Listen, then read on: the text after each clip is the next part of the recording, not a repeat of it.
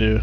So let me go ahead and just throw the stuff, that stuff from like Revelations, and mix it all up in there and see what happened. But it would have been too long, so I had to take some stuff out. Yeah, it would have been way too long. That thing would have been 5 hours. But I had this stuff just sitting here, so I was like, oh, if I could do it, let me take advantage. I think I invited. No, we did those before. We did them before. Monk did he got the record. Let me just say that he got the record. Ben Shy. Yeah, Feed Fiery. Yeah, you killer.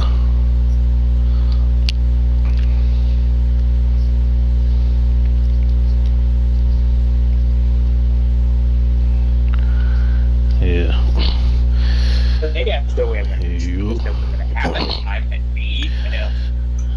Let me see. The longest I ever ain't do this in a while, y'all. So I regretted every minute of it. Oh, yeah, wasn't that trying to make sure y'all mics are on. Let me send this in the thing. I can double check mine real quick because I'm not sure. Alright. Hold on. Still.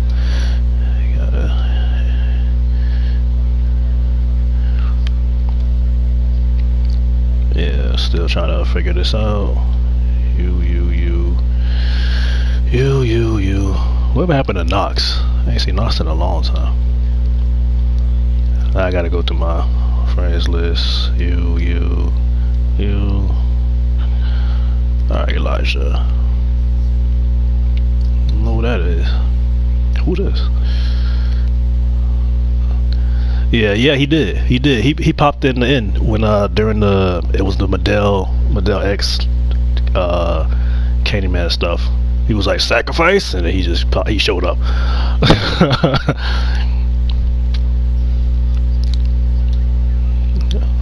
Exactly. Sweet.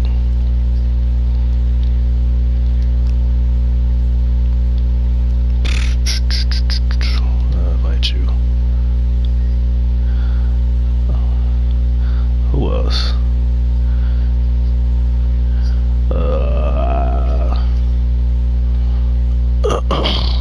Might one more person. One more.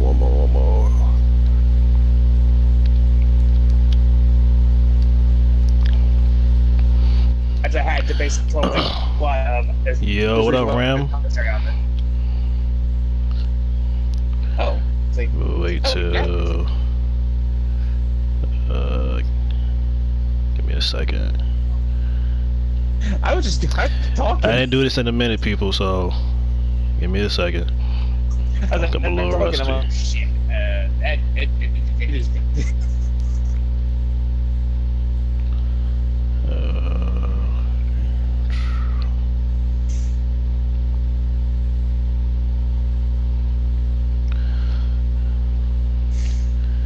And put this in here.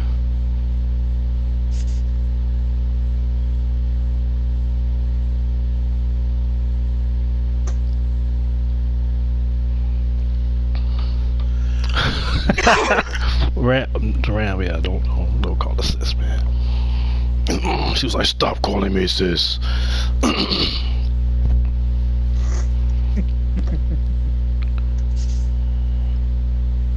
Let me send this to KK real quick. Send this to Ben. Send this to Mr. Snowman.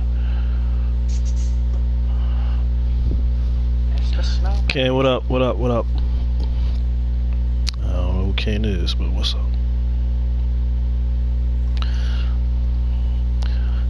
Alright, give me a second.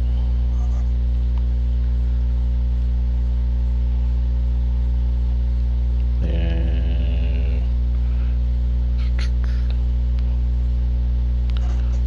man, how many people are mods on here? Bro. It's an army of swords. Wait, Ken is a mod. So wait, Ken, who is Ken?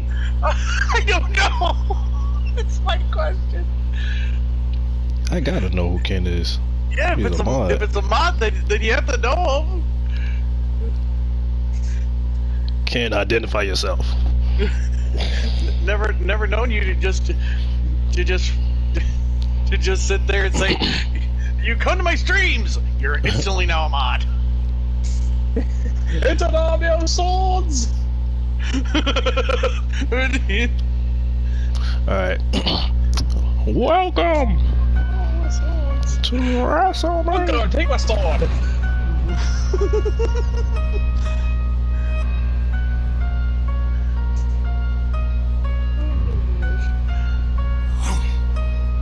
Hey, my walk is so cocky, the bouncers don't even stop me. Ain't no pat down, no ID. They know me, that shit I be. Bitch, I pack out the Chat be like this. just from fans trying to find me. I got daughters. Oh, I know. Oh, that's my boy. Oh, I know Ken. That's Blackjack. It's one of the OG from Red Dead. And China. So much smoke can't photo us. I'm out west like the goers. 1942 polo.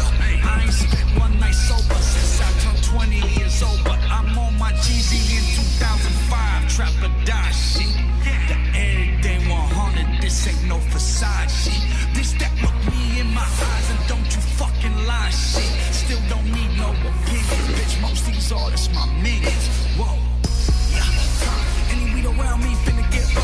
No lie, I'm on fire. Anybody need a realization that they What's up, High? What's up, H? Keep up Sonic on the Sega, crumbling chronic on the table. From the lyrics in the basement like I'm finna go shoot for saying I'm saying I ain't have a plan coming out the land.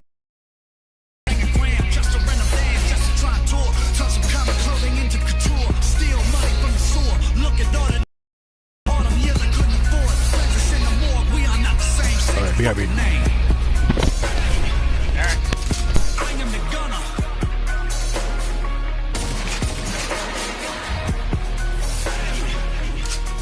I am the gunner.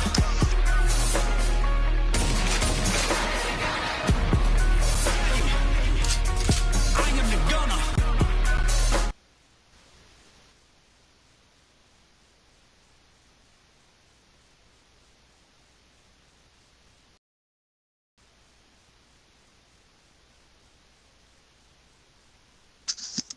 God damn it.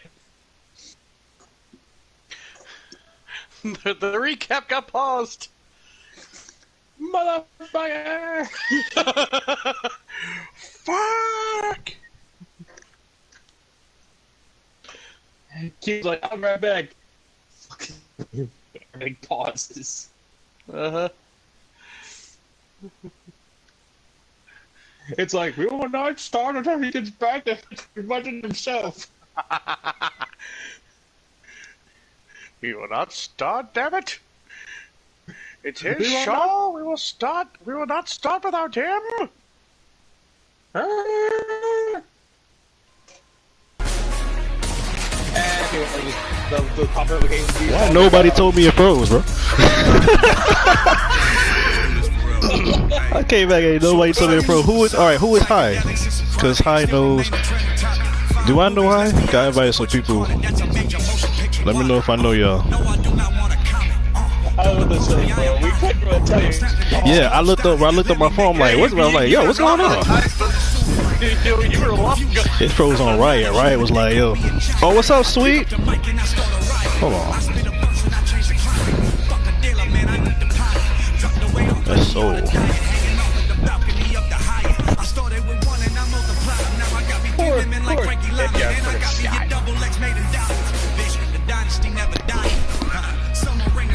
Some of these people ain't getting hired for next season. That cop, he is not getting hired. We hired. It ain't happening. Paloma didn't get a contract yet either. We gotta figure out what we gonna do with her. Cause I ain't trying to get banned. I mean, HLW, you get away with it though. You get away with the Palomas. They always hit me with a strike when I do it. I have to make sure I have to get the logos from y'all. Marco is rehired. City was supposed to be go corporate, but Rich Guy got sued, so Rich Guy is not coming back. Rich Guy got sued by the Mothers of America, so we back to square one. Cancel culture got him again. We're gonna talk about that later. Culture. Yeah, cancel culture. They always just try to get rich guys. They get them every year. They They get them every always year. manage to get them every year. How was Am not a moderator? Oh, you on the Am? You on the wrong account. Oh, let me go to this. It's a secret account.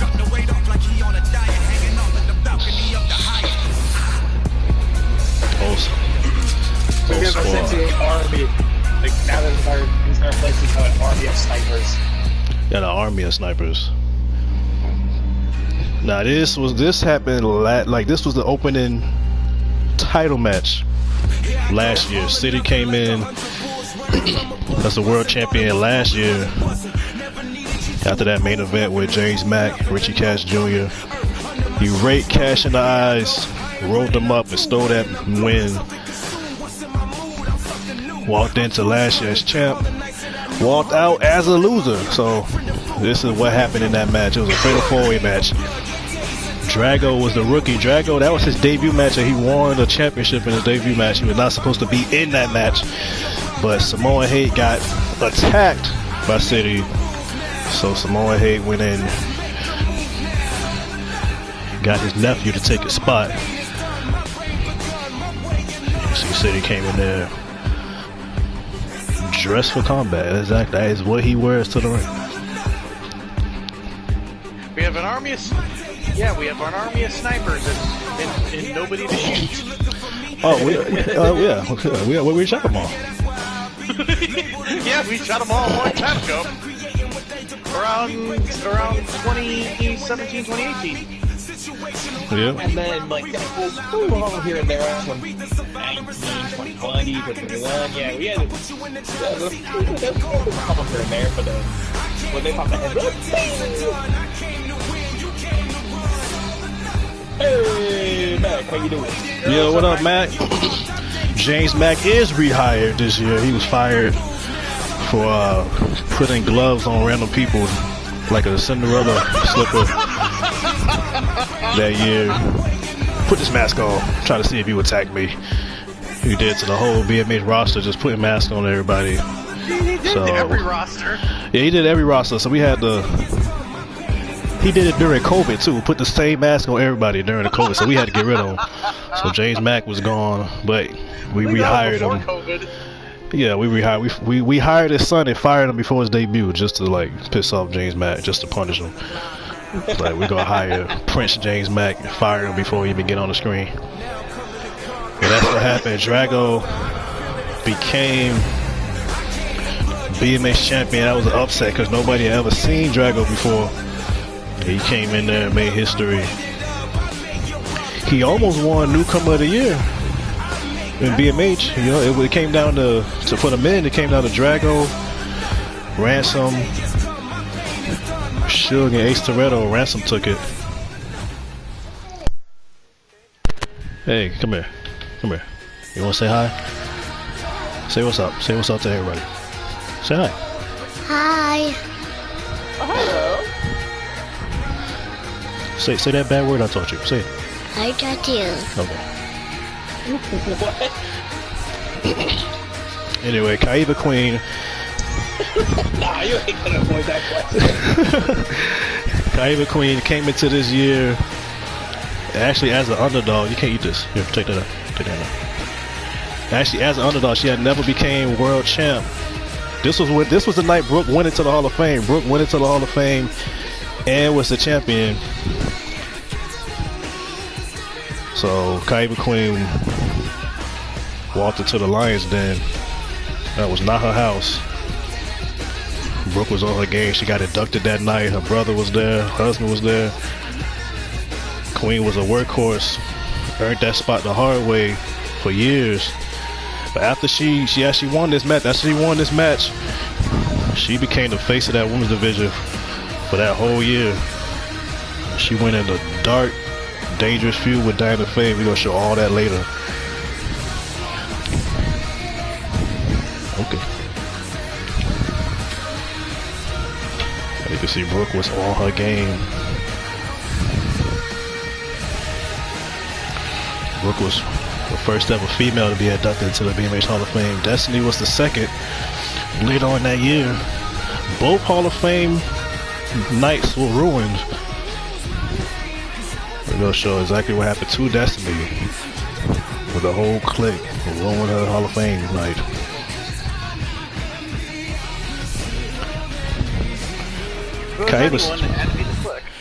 See, Kaiba stole it right there, right there. 1, 2, 3, ducked out the ring. She pinned the GOAT, Kaiba Queen, and became champion. Finally became champion, did it the hard way. That title reign lasted only 2 seconds because, BAM!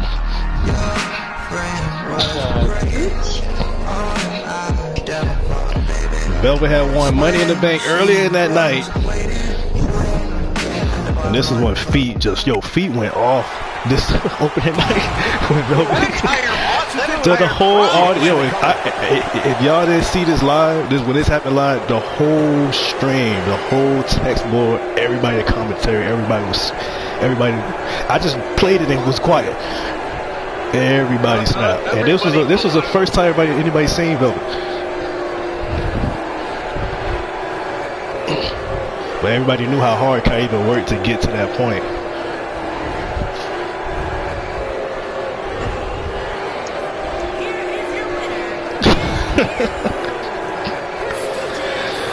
Velvet actually won Newcomer of the Year for the women. It was supposed to be Velvet in prime time. Velvet had too much. That probably made feet very, very happy. She was bathing in the booze. Pretty much. The chat to the commentary booth. The booze and the booze. Oh yeah, we remember this.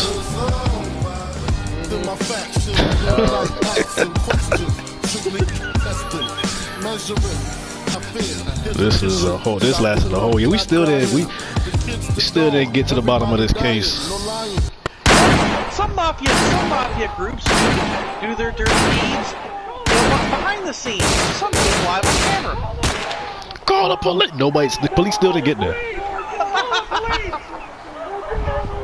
I want you to bet that this man fucking bought off the cops. Call the police! Call the police! Call the police! Get the car! You can kill people there. Grab the gun! I say freaking nightmare. On odds, get the gun. Nobody got the gun too. We was tough trying. You can technically do apparently a lot of things in Japan, and all of them are not good. Yeah. Kevin!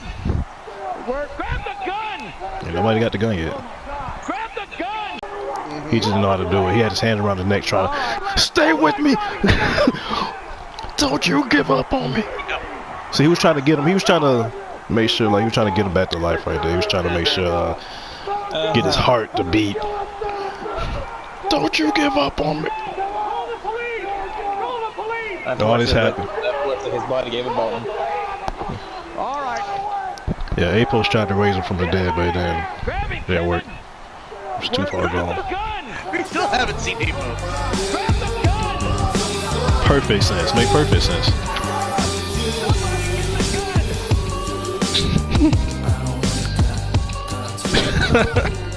You think he was dead? He was making sure he was dead. So this whole situation kind of took over City's year for the whole. He got it right at the end of the year, but he was wrapped up in this Velvet situation. When Velvet finally lost the belt, Velvet didn't even care about her rematch. This man never learns. He might learn this year. We didn't re-sign Velvet, so I think he alright. We didn't re-sign him. I mean, one can hope someone can learn after how many years now? Doing the same thing?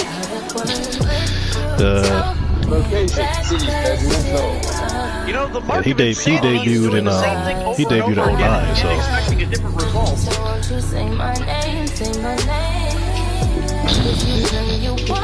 special there that knows he's been talking. He had just got, you know, he was trying to get back on his feet after Drago took the belt from him. And then this happened. That man never learns. You should have known, to be honest with you. That's the obvious one. It's the obvious one to stay away from. Match didn't even start yet. Look at his face. He was like, With the look of like,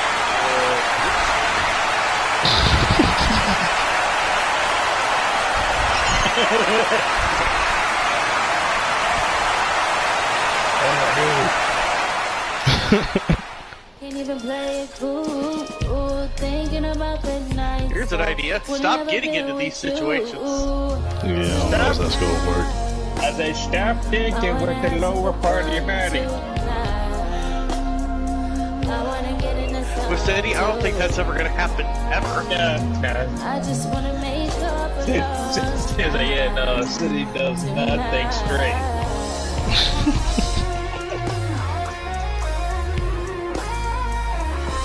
I don't think this was his fault. Can't be. Obviously, it was Velvet's fault. Nah, they both She broke into his house. He broke into his house. What up, Shade? This was a ladder match.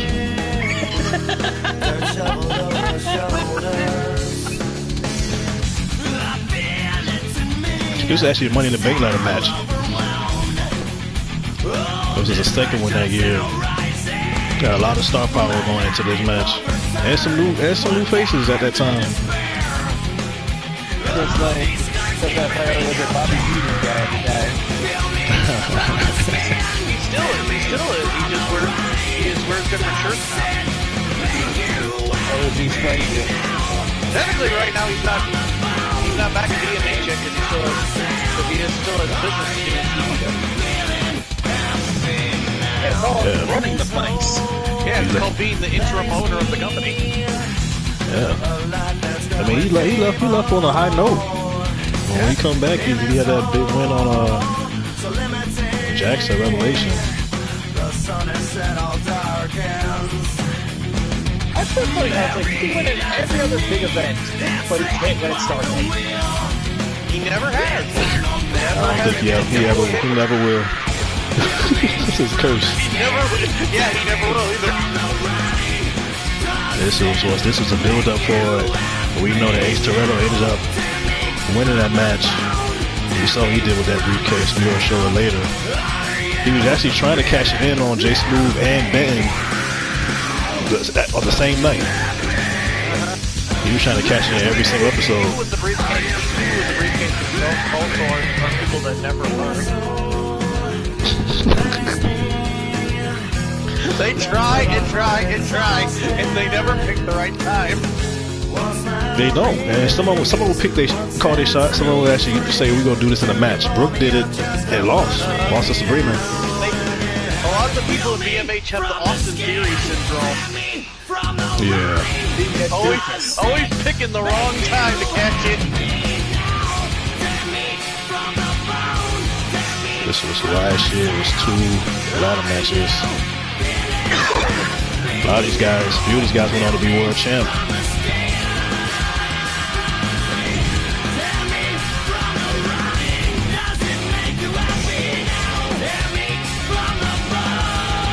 I think that year, BOD went to the Hall of Fame. Ace Toretto became champ. GAK became champ. Chris Knight became champ. Marcelo became welterweight champion. This is when Rich Guy came back, punked out his own son. This was his whole situation started with Richie Cash Jr. and his dad. Kind of put Richie Cash Jr. on a standstill the whole year. He was dealing with this. Rich Guy was trying to get him back, and he banked with the company last year. Richie Cash Jr. still has not found a different sweater. That's his favorite sweater, though. He's sleeping in it. That horror ass sweater. Or found any clothes clothes to go to the Bahamas with, because he still always wears that. He be wearing that sweater in the Bahamas too. Destiny's cyberbullying kept contained. She was in a year-long feud with Sabrina. Destiny was in the long. They fought over the women's title, the women's IC title. Just even when they wasn't fighting, Destiny was bullying her on Twitter. This stuff was great.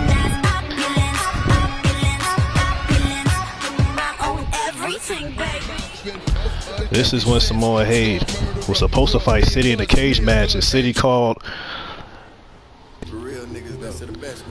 an old friend. Notorious Biggie Walls came back and attacked Samoa Hayes. So this is a cage match. The match didn't even start yet. City's supposed to be walking down the ramp. Yeah, he knew it was only going to be a matter of time for Biggie Walls. I remember when Biggie came back. I remember that episode. That was another one where everybody went crazy. Nobody had seen Biggie for like a whole year. Biggie got the same reaction that freaking Bray Wyatt did. Yeah, it was people like the live episode. Everybody was going. They don't play 2K. Everyone's like,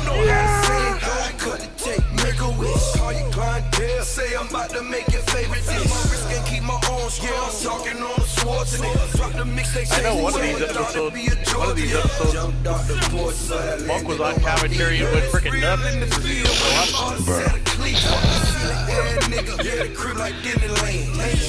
Actually, I need to send this to him.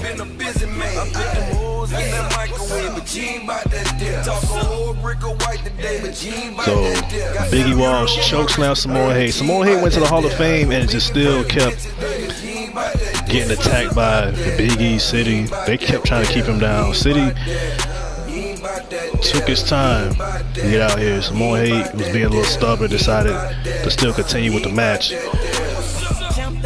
And there he is. City decided to come out. Now he ready for the match. He ready after freaking Big Walls freaking takes the shot at him.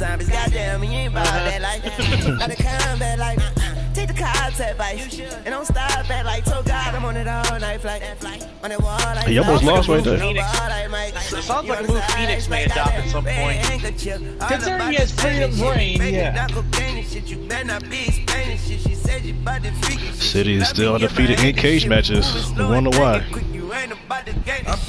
All he's gotta do is get someone like Biggie Walls out of the ring, crap out of somebody, and then they can run away. And they climb, yeah, he climb kind of fast, so. I'm surprised with these matches. He's never won matches. one like Austin did at St. Valentine's Day Massacre. He's scared of heights though. You see, he got up there, he got stuck. Like, it's kind of high. I didn't know it was this high. I gotta get down. I don't wanna. Looks like your grandpa. And you could put this singles match in No the books. comment.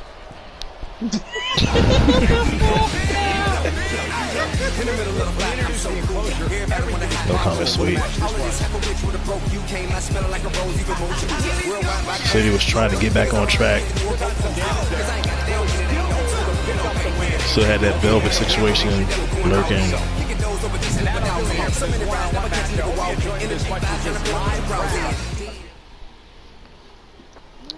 Speaking of velvet, this is when she was champ. Brooke was still pissed off at Kaiba for ruining her night. Her big night. Brooke decided to go out there and beat up Velvet and Kaiba Queen. She was like, look, like, y'all not gonna do this without me. That's my belt. Yeah, Brooke's season was not the greatest. Yeah, she got chased out by a snake, by Mystique. She won Money in the Bank. Had a classic with Sabrina. Came up short, she still got something to say about that. She's not on the card, but guarantee you she is gonna be at open tonight. Cause Sabrina fighting Wendy. Brooke hate both of them.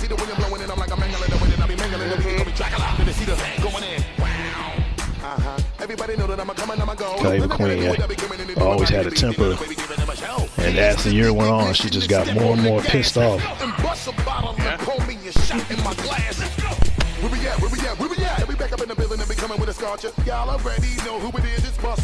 She went from being the underdog around this time to becoming odds-on favorite.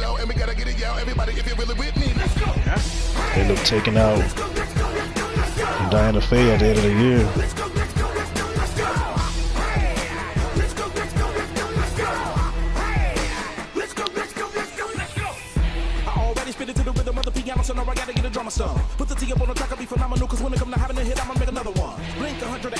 It was a past, a present, and a future, basically. Well, Velvet could have been the future, but she got, caught up. Got caught up with the wrong person. The person that ends careers. Honestly, if you think about it, when it comes to the women, that's her fault.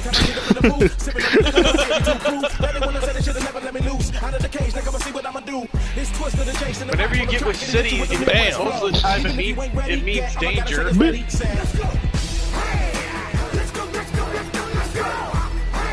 Velvet made a rookie mistake. Turn no back on someone who hates.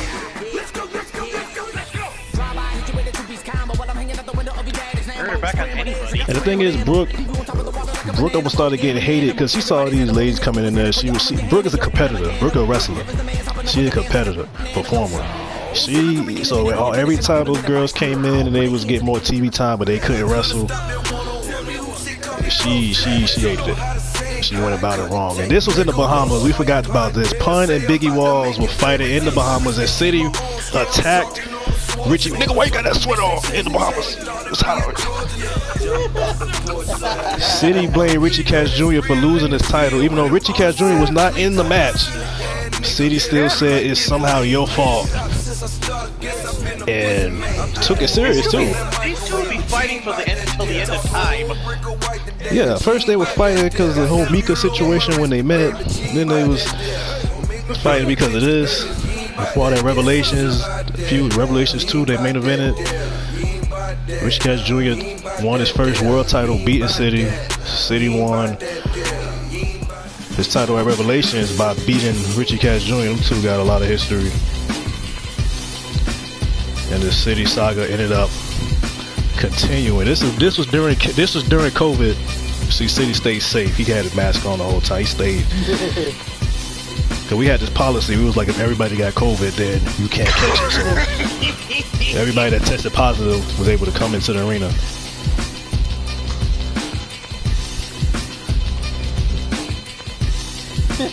He's like, just like safe. He trying to stay safe, you know?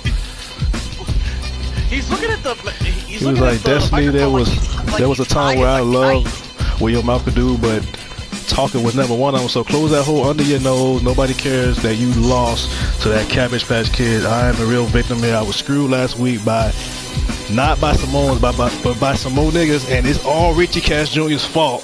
So Cash, you better get out here and hand me my title, or I'll come back there and slap them caterpillar eyebrows off your forehead again. So he was still looking for Richie Cash Jr. I thought he got him in the Bahamas, but there was a lot of drama surrounding the Defiant One at the time. He didn't have his backup. Samoan Hate still came out again. Drama surrounding City. I am shocked. It got worse. It just kept getting worse. It always does with him. He had another run-in with Destiny, and then now Marco. Now he got drama with his own. The only person that's been like a brother to him. See, at the time, he didn't realize how sick he was right here. He thought he could just run up on Samoa Hate. Yeah. And he got dropped, as you can see. He's like, nope. He probably is like, I probably should have, gone for a low blow. He should have. He went for the head. You know, Samoans, they got like 3 inches skull in between the skull and their brain. So he should have went for the knees. It's like when Shawn Michaels tried to throw a punch at Mike Tyson. Nah, yeah, that didn't work. This is when Kaida Queen finally was done with the Velvet and Brooke situation. She finally beat Brooke again, finally beat Velvet, got her belt back. You can see her husband, Bahama Styles, came out there and congratulated her. That's a picture from 2017 when Styles won his first world title, beating Blair Young. And a few years later, Kylie McQueen won her first world title, or second. She had won Money in the Bank and grabbed the microphone immediately after the match and told Velvet to get out to the ring and took that belt back. And then she went on an insane run after that. Like, she hit the gas, never took her foot off the gas. So this is when City was still looking for cash. He was outside the arena. I had to crop some of this because y'all ain't gonna cancel me for this, for what he said to this the Japanese girl. Y'all ain't, that ain't happening. So we had to crop that part out. Y'all ain't banning me because I did that, because that promo happened, and then out of nowhere cancel culture blew up, and I'm like, nah, y'all ain't doing this to me. Nope, not for City. City ain't getting my page hit again. So well,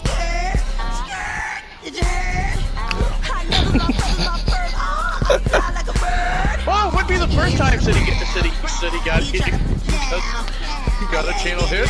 Yeah, you can see Miles Morales and you know. So he was still put out flyers looking for Richie Cash Jr. You know, exactly call him Richie Cash Jr. He said he's gonna pay Selena a visit that she desperately needs. So he already was playing with fire. He was loading the gun. Meaning he still has not learned. And this is when Gina from CFE had just stripped Sabrina of the championship. They signed the petition, 20,000 signatures to get Sabrina stripped of the title, and it worked. So Gina, everybody in the arena side, everybody in the commentary side. Yo, that's what it lies. So you see these women from CFE, that's Vegas. Vegas had became world champion after that. And Vegas called some backup, like, you want some too? Sabrina was fighting too. Sabrina had just lost. Sabrina was getting no sympathy. She had just got stripped of the title. They signed a petition to get her fired. Then these women came from CFE and just jumped her, and everybody was cheering. Yeah. I don't know what Sabrina did to y'all. Not everybody, but that's just me. Yeah, y'all was, man, you should have been. Can you delete her?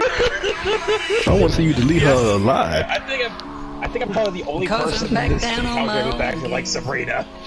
Now we switching gears with these two. These two, Crash and Jax.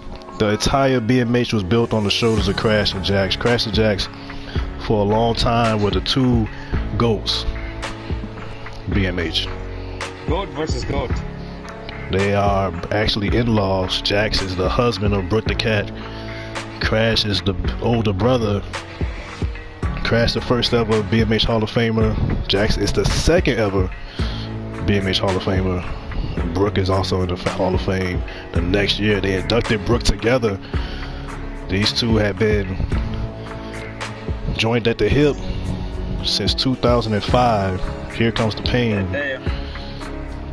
And they had just lost the tag team titles, and Crash felt like Crash wanted to get title number 30. 29 times he been champ, but he had not been champ in the last 5 years. He was chasing that title and could not get it. He felt like Jax was weighing him down.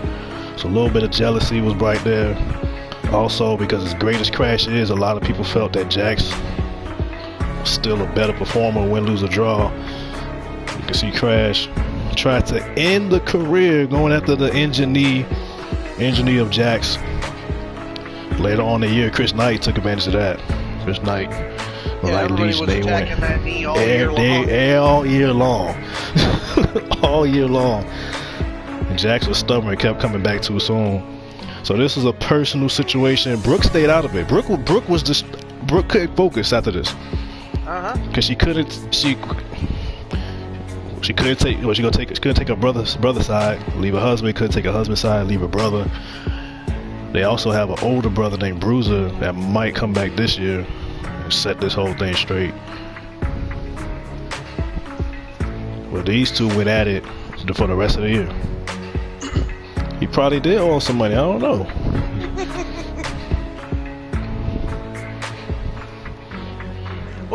Well, if it is for over money, it certainly wouldn't be over money like City and Biggie Walls did it at one point over a freaking corner.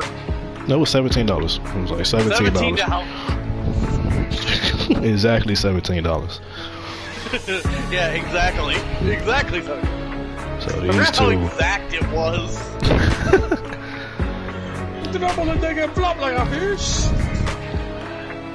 Yeah, he is sweet. You got to sell it. You got to sell the move. You got to sell Honestly, it. I think that segment actually looked better in So Crash said for 17 years I've been the cornerstone of BMH. 17 years I put 3 letters on my back and put this industry on the map. I am the most decorated competitor this company has ever seen. No, never known. 29 world titles, but back in 2005 something shifted. Jax came into the company, and now 15 years later, many say he's the greatest in-ring performer of all time, which is a bona fide lie. So we were saying the motives of Crash. He said Jax married into greatness when he married my sister. I went to the Hall of Fame the next year he was inducted. He attached himself to my legacy and has given nothing in return. Jax is a legend. He's an icon. He's revolutionized an entire generation because of me. I stand alone as a true GOAT in this industry. Get this, don't pass it. He said, so I did Jax a favor by putting him down. I did my sister a favor by humbling her husband. I did my nephew and nieces a favor by making sure that their dad is home for good. But Jax is stubborn. He won't stay down, and I know it. So how about this, Jax? Let's see if you can still be the main event. Let's see if you can still stop the show at BMH Massacre, because in the Federation there ain't a bigger icon than MIA Crash. So he was laying it down. He wanted to take out Jax and for good. He did the same thing to Mr. Showtime. He said the same thing to Mr. Showtime at Revelations. Anytime he feels that anybody's a bigger icon than him, it's something that's coming up. It's something that's catching up with him or already caught him. A lot of guys like Trapola, a few of them guys. And he said, Jax said, I had a lot of time to think and reflect on my career, reflect on the legacy I left, and I realized that I had nothing left to prove. And then you, Crash, mentioned my kids, saying that I married into greatness when I married your sister years ago. But the truth is, you're afraid. You're living off a reputation that you created 10 years ago. You went to the Hall of Fame and it was ruined. Then you lost your return. The next year I'm inducted and I win my return, and that eats you alive, eats you up. That many consider my career greater than yours, and then they mention your name, mine is automatically brought up. I may not have a lot left, but I got enough for you. You mentioned your nephew, but your nephew is my son with my last name, and sometimes you have to show your son that you have to fight to be a man. So at BMH Massacre, I'm going to give you a show that you've never seen. Why? Because I can. So Jax accepted the match, and you can see some of the old pics of these two over the years, like brothers. But who was better? These two had a few matches. Actually, they had a 3 Stages of Hell match. But that BMH Massacre match was a straight street fight. Jax went into that match not 100%. He don't go in no matches 100%. He don't just take all the time he need to heal up. He just come back. Especially nowadays. Yeah. It's like, here, let me just pop right in this match real quick and then see what happens. Dude, I could do a few super kicks. You know, like, once I super kick you, gonna be down. You gonna be dead. You'll be out for 3 seconds. Let me know one more super kick in the chamber real quick. Yeah, Crash eating them super kicks in this match. Both of these guys. This was last year around Halloween, and then they fought on Halloween night. Actually, this put Crash on a crazy run, and Jax, because Jax went on to win the world title later. We'll see what Crash got in store this year, because he got one of his students that signed to BMH this year. You know, technically, this would have been shown a lot earlier in the year, but you know, you know, a certain game happens. Yeah, gotta get some of that stuff out the way. In a certain game that may or may not be still broken. Man, it's still this update messed up some of my. I gotta go fix the tattoos. Kamara said the same thing. He got like 3 or 4 cars he got to fix because of their tattoos. He hit me up today about it. Yeah. Since you mentioned it, I know right after I finish all my Caws, I'm gonna have to do this. I'm gonna have to do this freaking same thing. Yeah, man, I gotta do it. Go through all the Caws that have goes below the invisible line and yep. Freaking bam. He was catching them with super kicks. That was 3 of them to the jaw. The main 2 that are suffering from it is Cheryl Shipwreck and Ashley Knight. Yeah, mine is Primetime, Armani, and this other Caws, a new Caws that's in the thrillers. Anybody got tattoos below the belly button, there's always an issue. Jax was kicking Crash, like Crash just kept getting up. They both, you can see Crash's face, you can't really even see his face, but that was a fight. And I do remember with that coffin in the background, I was bringing up the freaking the Halloween Havoc match between DDP and Randy Savage. The thing about these two, it's a whole new generation coming in, but these two was like, we still gonna show that they competing like they still in their prime. Yeah. Jax is still incredible, and so is Crash. 2 different styles. Crash ended up coming out on top in that match, but that was not the end of it. Crash thought it was over. He thought it was over. He went on to fight Chris Knight. Chris Knight actually got in the middle of this. He's always in somebody's business. He got in the middle of this situation. And it ended up because Crash was chasing that title. It would have been worse if Chris was in his youth. Trust me. Yeah. Chris had absolutely no filter in when he was a rookie. Now this match right here was a Sofia Garcia versus Diana Faye. It says the concrete match was created by BMH legend Tony Dungeon, where 2 competitors are surrounded by concrete and stone. Now you can see the old pictures of Mr. Tony Dungeon. I don't know, he just wanted to fight on a slab of cement for some reason. But the matches over the years, Sniper versus Trapola in the concrete death match. Trapola actually never won one of those matches. Sniper actually beat Trapola in that match. Riot versus Rundown, they faced off in one. Trapola versus Biggie Walls was a no contest because Biggie broke the ring. Broke the concrete ring. That was a rookie Biggie Walls. And the most famous one, Prodigy versus Candyman. We did not see Prodigy for about 5 or 6 years after that match with Diana Faye. That's Diana Faye right there. When she came out there and turned on Prodigy. A few years back, Candyman picked up the win. That put Faye and Candyman on the legendary run. And the only 2 women to have competed in a concrete death match at the time, Brooke the Cat and Ryder Kanocha, they ended their feud. Yeah, Ryder Kanocha actually beat Brooke in that match. Hit her in the back of the head with a brick. And you can see Ryder right there won that match.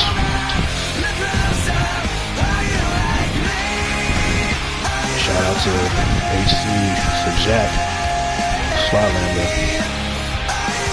And Dirty Diana is gonna face Sofia Garcia. Those 2 used to be friends. A lot of that situation with Candyman and Prodigy spilled over into this situation with those 2. And it was only fitting that those 2 go into that match.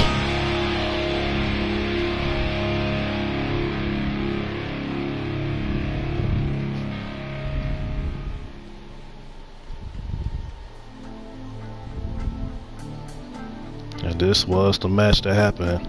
We're gonna do another one this year because Skull Mountain we do one every single year. So Skull Mountain is gonna be we gonna do Skull Mountain for Halloween. So after this pay-per-view, the first pay-per-view, because I'm doing it, the first opening night is Thursday. So this all happened last year. So opening it's gonna be Homecoming, BMH Homecoming. The next pay-per-view is gonna be BMH Skull Mountain, and we will do one. We'll do a concrete death match for Halloween. Faye went into this match with a fractured wrist.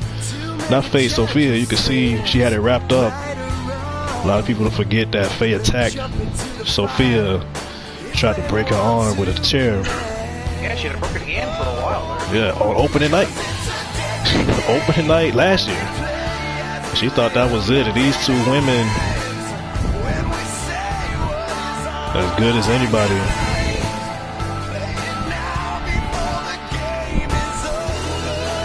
These two actually, no kayfabe aside, these two actually broke my record. They was the most watched feud. Like I think my record views was like 1,300, 1,300, and it was with them.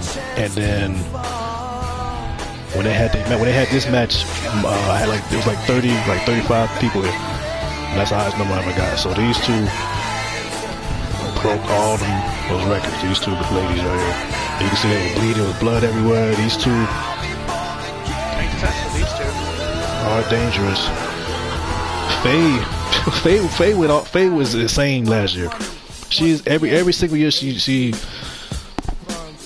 is just she's crazy. But last year she was on another level. And you're gonna see a lot of the stuff that Diana did. But this is where it started off. That was a legendary match. I think it was match of the year. So a lot of good matches. I don't know how it could have been for that year. See, Sophia would not stay down, and Faye was just trying to. You see, Faye was like trying to kill this girl. Yeah, this match was 2021, right? Yeah, you know we did that for 2 years, so 19.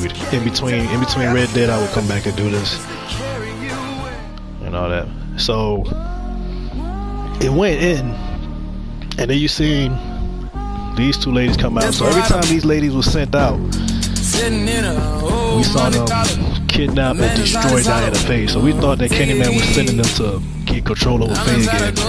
And yeah, everybody thought they were gonna come out there and beat Faye with these mallets. And it was the opposite. Sophia had the match won. Sophia actually was supposed to beat Diana. And you can see Faye was calling for help. They were both losing a lot of blood. And these women came and helped out Dirty Diana.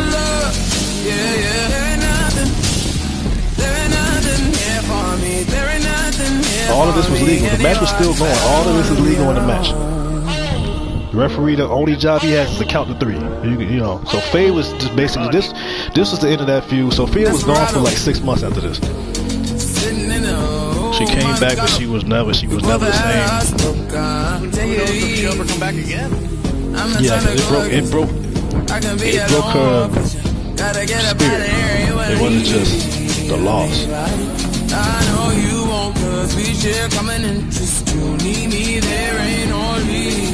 And remember, this match, they have been going at it for about 4 years at this point. Like, for years.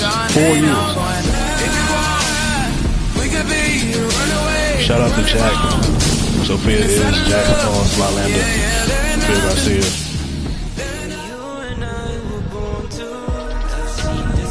But some of the new people that's in the text board, all these Caws or Caws CAW creator wrestler, all these characters not mine. Most of them are, but some are not mine. We just blend them in. We all collab. And yeah, we collab and we come up with stuff, come up with stories, and I might do it on my show. They might do it on their channel. So a lot of people in the text board, as y'all see, they do the same thing I'm doing with some of the newer people. I learned actually a lot of editing from creations from people that's in the text board right now. And that image right there, that's already a legendary image. That was already like, that lasted the whole year. That was the end of that feud. After she was done with Sophia, she had her sights set on the title.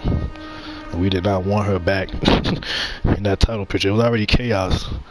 We need more chaos after that.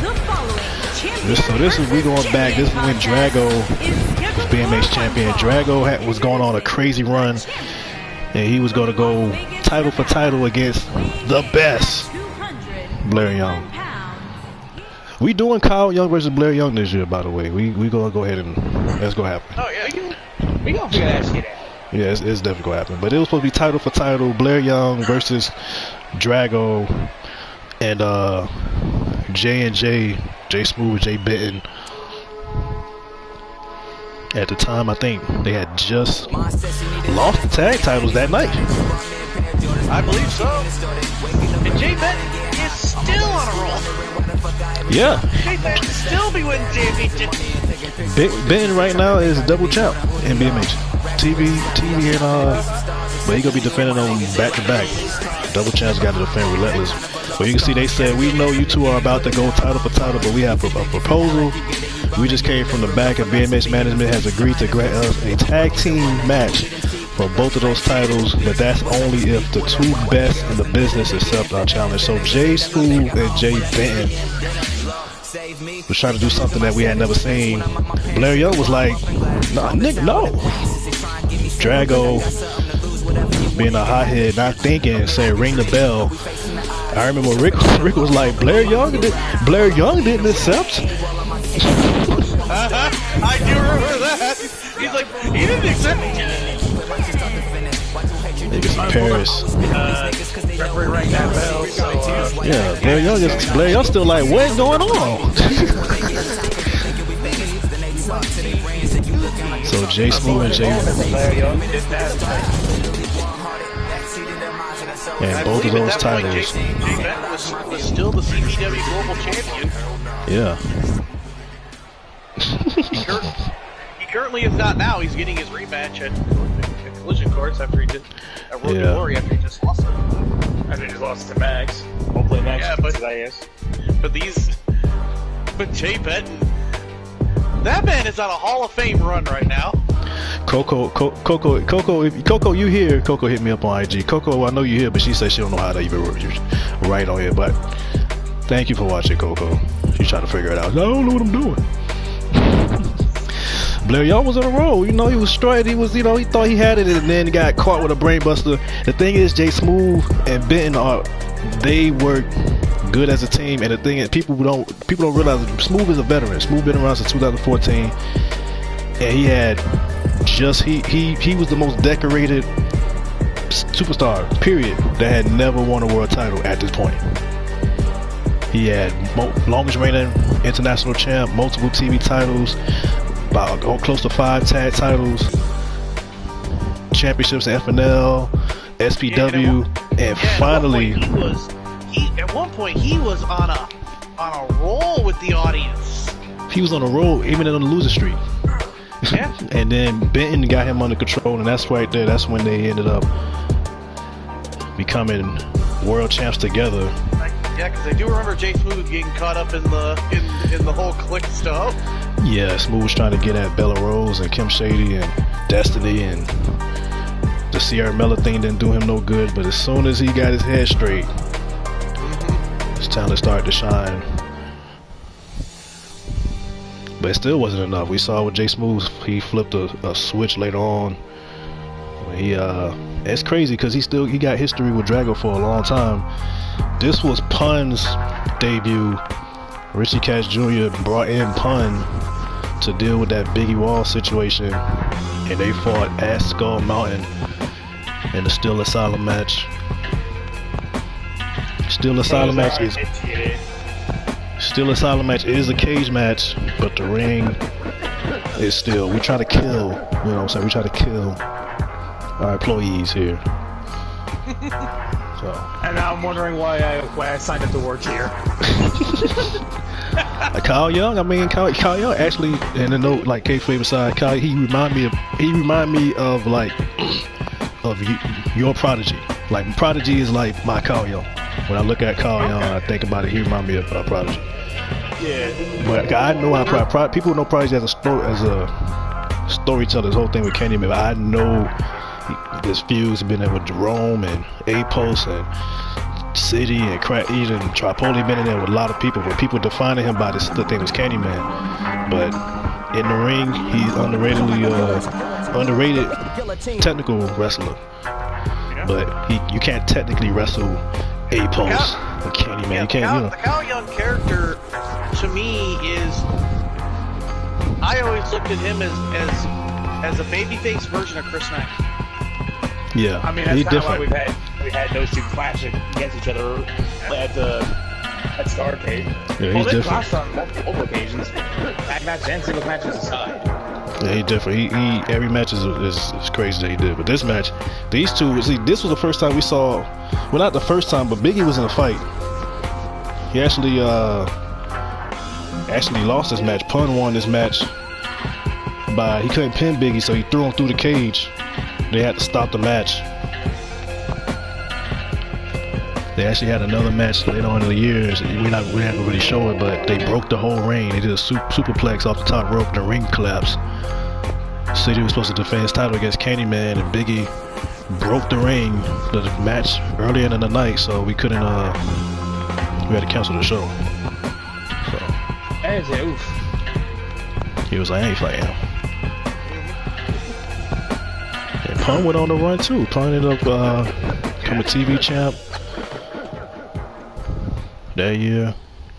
Yeah. And Funny we thing back. is, a lot of people thought when Pun was going to fight Big E Walls, hasn't been that long. I remember a lot of people to get their hands on each other. Yeah. This situation happened. City thought he was in the clear. This was that power struggle. City was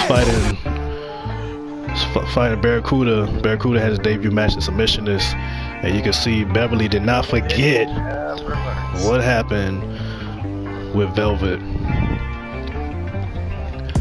So the bell already rung. City looking at the Titantron like, please somebody get this girl off the screen. So we didn't believe none of this. She was saying she did, she happy that they had a chance to talk. And with this, yeah. Anyway, she went and got a little tattoo. This is not even my call, and I still tattooed her. I told KC, I don't know KC is, but I told KC, I'm like, look, I'm gonna just tap my call's name on your call. And I told her after I did it though, after it aired. So. She ain't even care. She was like, alright, whatever. She was like, I hope you like it. City was pissed off like this. Somebody get this girl off the screen. I got a match. Yeah, right there. See, he was not paying attention. The match the bill already had run. Barracuda locked him in a submission. The match had just started, and City was forced to tap out. So, and everybody was mad because power struggle was one owner versus the other owner. So Rich Guy was pissed. The Rich Guy was like, I brought you in to represent me. Now my team is down one because because you couldn't keep it in your pants. He couldn't keep naked with the man above his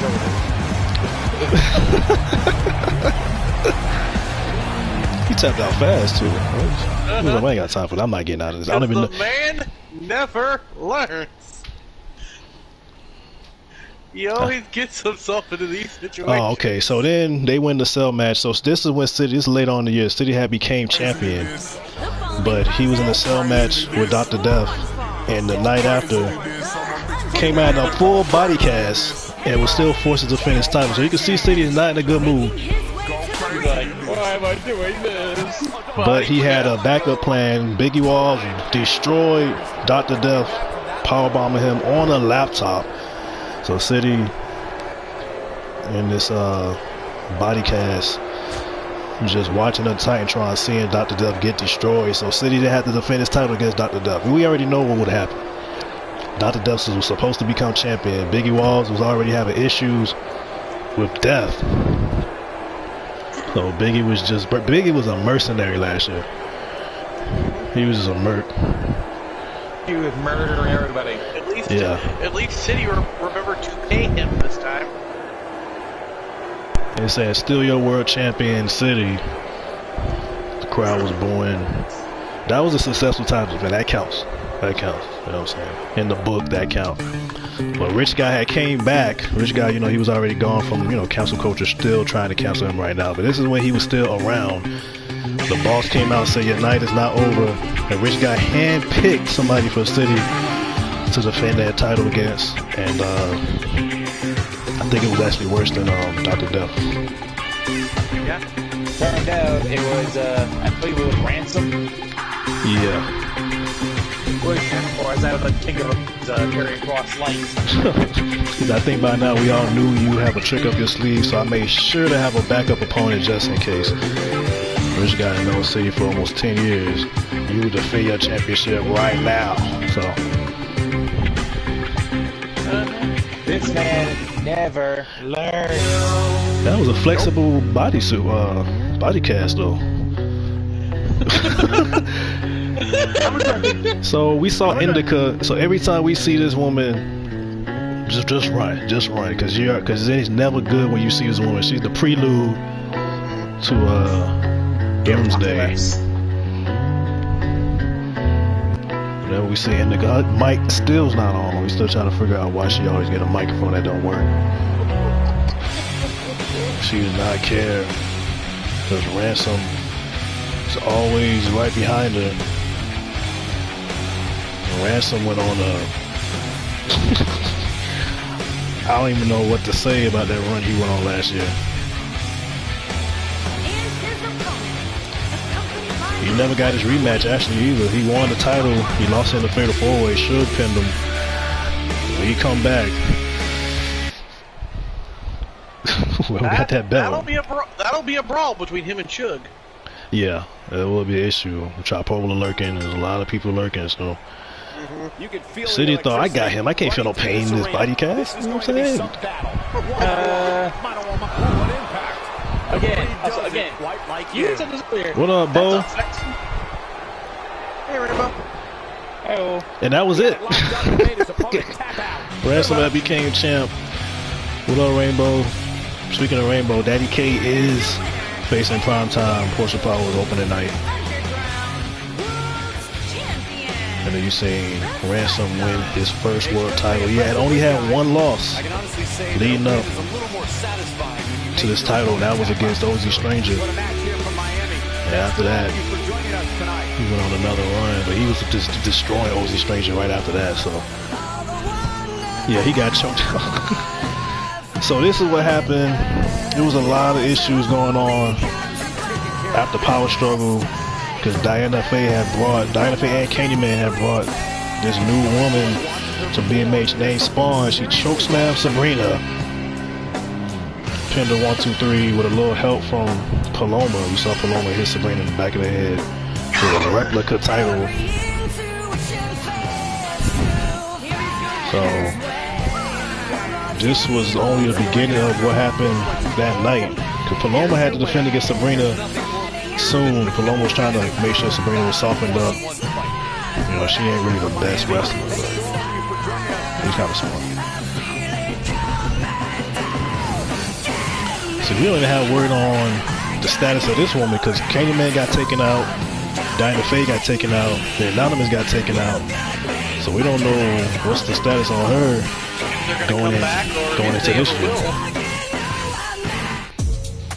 Yeah, so Paloma decided to go backstage and do her entrance over again. She walked back down to the ring and decided to attack Sabrina. Sabrina was going through it last year. She was, but she is resilient. Every single time she got attacked, the entire chat room plus the commentary people were cheering. And Destiny, Destiny came back and got her. And Destiny hate Paloma, but she hates Sabrina more. So you can see Paloma get in the ring. Again.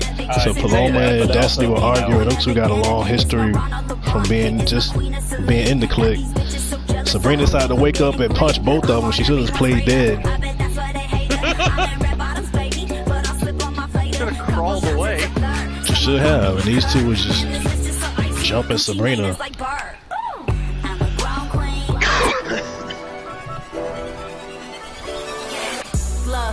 And Velvet popping up again, so Velvet came out. She was already poking at Destiny.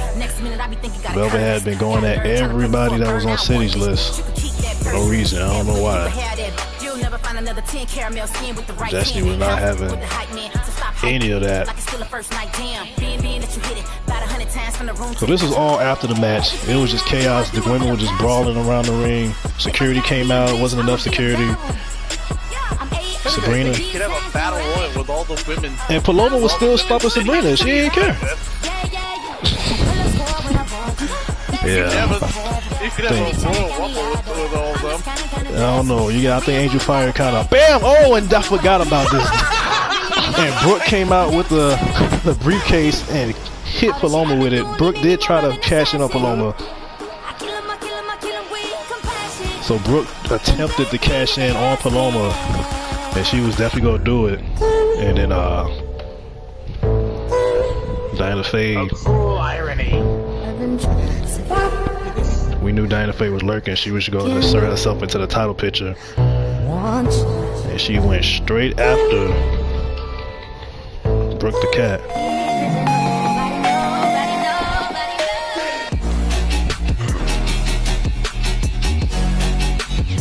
These two got some history. Diana Faye actually set Brooke's hair on fire in 2017.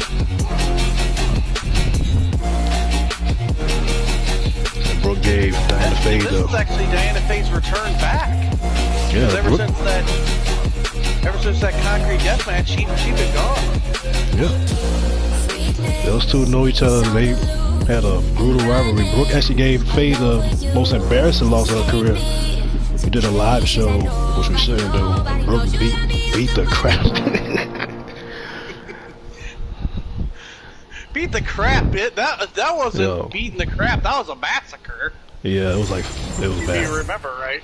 And then this match, so Richie Cash Jr. could not compete in a real wrestling match until he was able to get a win for Phillip.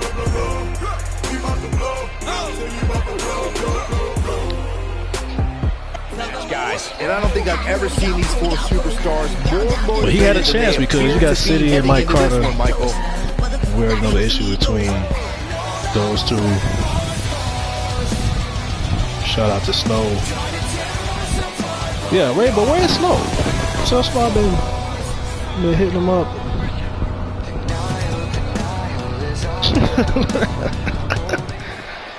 See, like, look, let's get this over with. The match started. I forgot some of these those scenes. Bam! Knee to the face.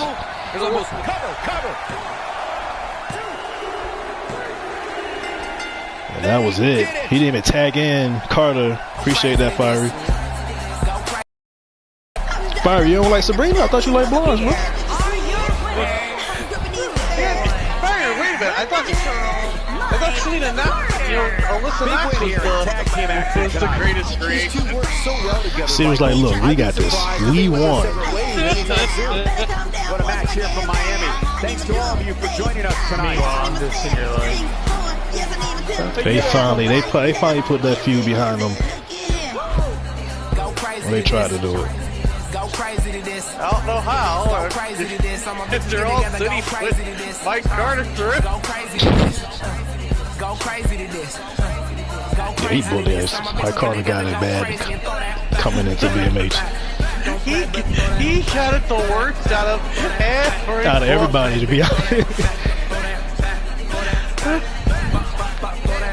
That just became a running joke at some point. Yeah, they abuse him.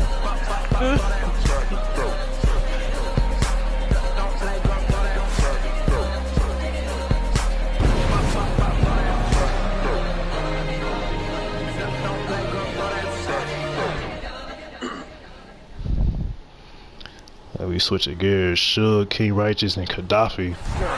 Just when you thought this is when Gaddafi, because I don't know what got into Gaddafi. Gaddafi is a cousin of Kaiva Queen. They both share the same temper. This man was choke slamming everybody the whole night. He already had choke slam like 5 people that night before he choke slammed King Righteous. That was a table match, so he ended up costing Righteous the title. Wasn't it that the Baja Club got suspended or something? Styles got suspended. And Gaddafi decided to go on just a rant, a tear, destroying everybody that he was trying to get Rich Guy's attention and destroyed the whole roster that night. And he chokeslammed Rich Guy too. Everybody cheered for all the choke slams except for that one. Yeah, when he chokeslammed Suge, that's when everybody got pissed. They didn't care about no choke. When he chokeslammed, when this happened, that's when everybody in the text board was like, "All right, you went too far, Q." Suge was undefeated at this point too. He was undefeated, and Gaddafi came out and chokeslammed. He was like, "Nobody off limits. I'm chokeslamming everybody in this room that come out for a match." So Gaddafi came out to explain what happened, and he messed with the wrong ones. To be honest with you, Gaddafi is coming back this year. I'm serious as cancer. Getting ready to choke slam more people. He didn't reach his prime yet. That's the scary thing about Gaddafi. That is a scary thing. Jacob would have been my jeweler during the Meech era. He used to actually, neither one of them had won the title at this point. They were coming up together through the rings. My whole gang gon' flip your wife if she bladders. These diamonds on me, I got carrots, I need letters. I'm sending pictures, I write my niggas, they need letters. You a op or a fan, these hands help me sleep better. They wonder why I'm always in LA, cause Cali we better stand it. I don't jack, son, I really had a thing for jamming. Talking all that tough shit, come around, them niggas. Yeah, he used to. Referee didn't get involved too either. He just thought he stayed back a little bit. The referee is like, no, I do not want to stand. Yeah, and then Righteous came out. And he hit Suge. Suge ain't even had nothing to do with it. He wanted Gaddafi, but he had to get Suge out the way. He was like, all right, my turn. Tried to backhand the referee. Well, Gaddafi actually deserved this. He was he's the one that was running around chokeslamming everybody. So yeah, cost him the hardcore championship. Yeah, he cost both of them. He cost Suge the TV title. He cost Gaddafi the hardcore title. Gaddafi was that not Gaddafi. King Righteous. Cause King Righteous was actually the hardcore champ. Suge was competing for the TV title, but Righteous was the champ. He cost him the match by putting him through a table. So Righteous decided to put him through a table. Righteous has had tunnel vision. He forgot about Suge. Damn. Never forget about the other person in the ring. So it just became a whole issue. You see the referee left. The referee just left. He's not even there. So that ended up being a triple threat. Suge actually won that triple threat, pinning Gaddafi.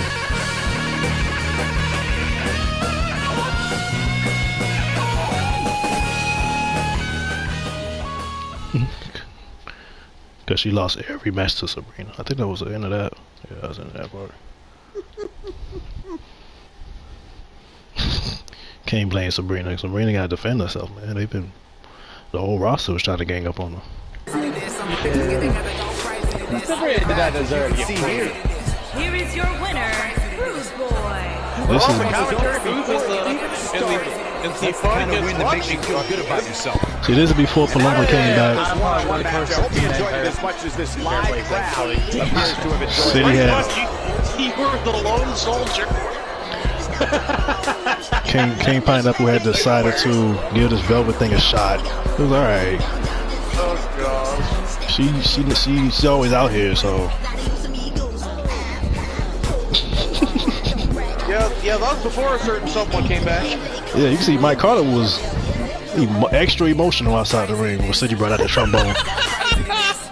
Mike Carter was like, nah, this ain't it. This ain't it, City. Everybody, the whole syndicate outside just.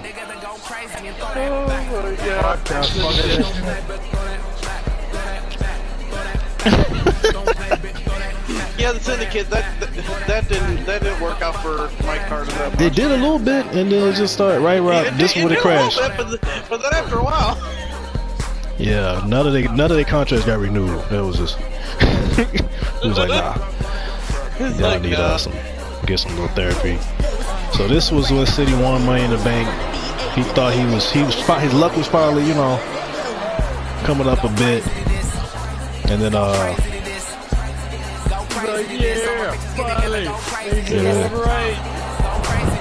took the whole year, and then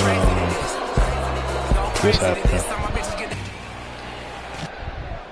We got a camera on Jackson. It looks like we have a ball in our hand. And Miss Paloma decided to return. Paloma is extremely territorial, so saw her beat up Velvet backstage. She's starting to feel it. We've certainly seen her withstand worse in the past, though. Yeah, City in the ring yet again. It's just like, well, of course, there. Fuck. It's just like, well. He was asking Angel Fire, he was like, how you keeping the check? Like, this never happened on HOW. Because they about to kill me, you know what I'm saying? I'm about to lose my whole life. Angel Fire got 3 times as many and never have a problem.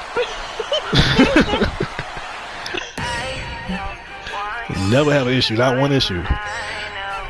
High volume. Not one, but City has more issues than anyone alive.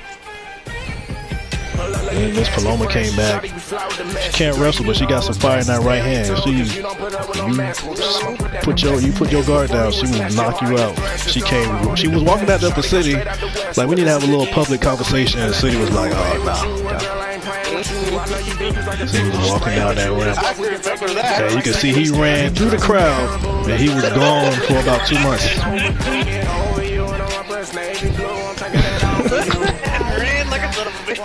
He was gone. He's like, nah, I ain't dealing with this. Nigga. Nope, not Paloma. Y'all don't know her.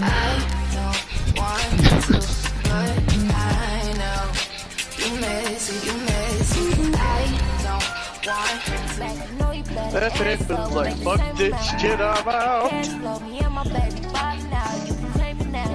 So then they finally had a match. This was at Do or Die.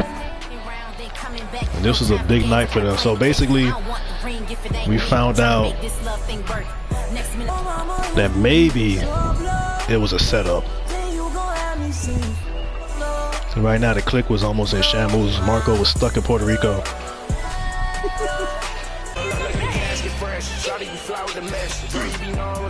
Paloma had won Money in the Bank earlier that night. Other people were saying Marco was still celebrating the Super Bowl win. Yeah. There was a lot of rumors about Marco around that time. So when these girls fought though, and the thing is, Paloma, like, people forget, Velvet is talented. Velvet got like a Kari Sane, Dakota Kai blend of moves that people they realize it when they get in the ring. Because they focus on her antics and all the stuff she does, and when she get in the ring, bam, she's doing stuff like this. I know this is the one match people were wondering what the hell was going to happen and whether or not this match was going to be a train wreck. It was a train wreck because at this point we had to see City for about a month and a half, and he flipped he did the Velvet on Velvet.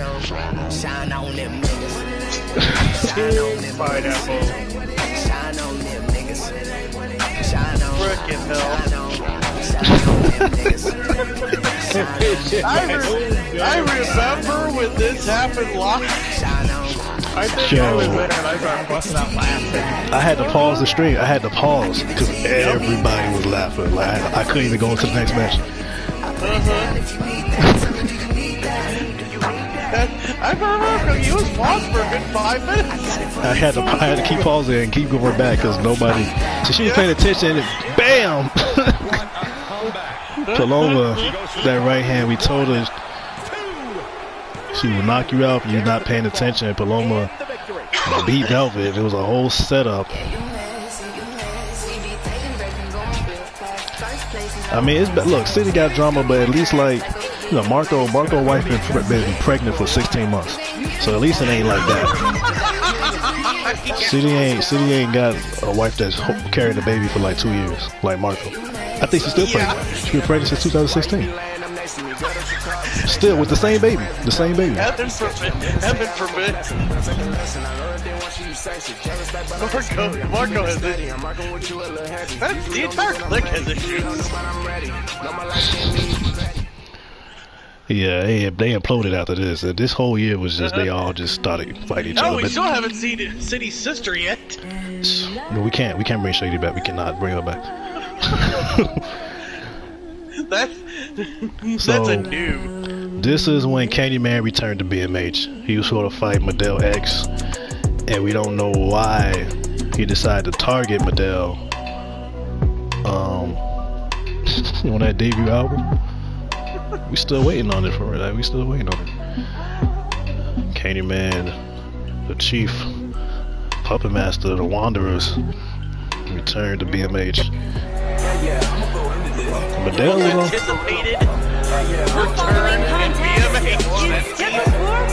Yeah, because Rich guy actually called for Candyman to come back at Power Struggle so he can win, and the match never happened because Candyman said we're not gonna have this match. We just gonna crucify Model X and leave.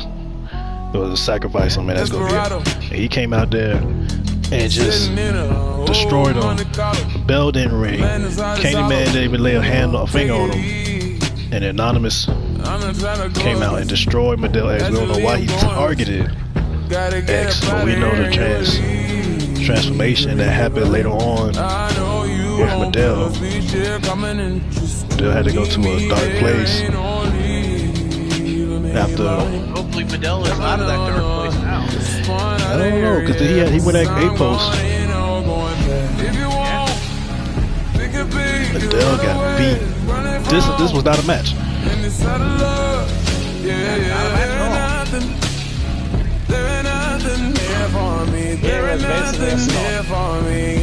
Massacre. Rich guy was like, pin him.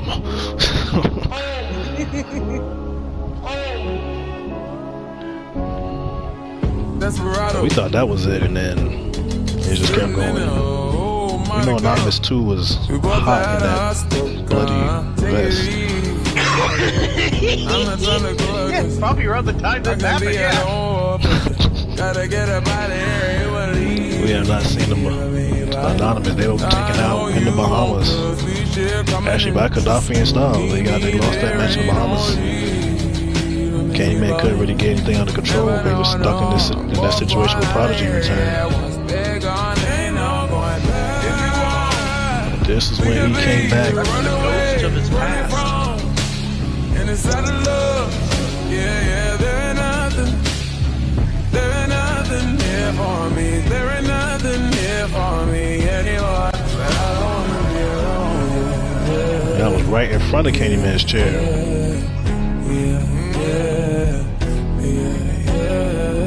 We saw exactly what happened to Model's skin after going through the flames.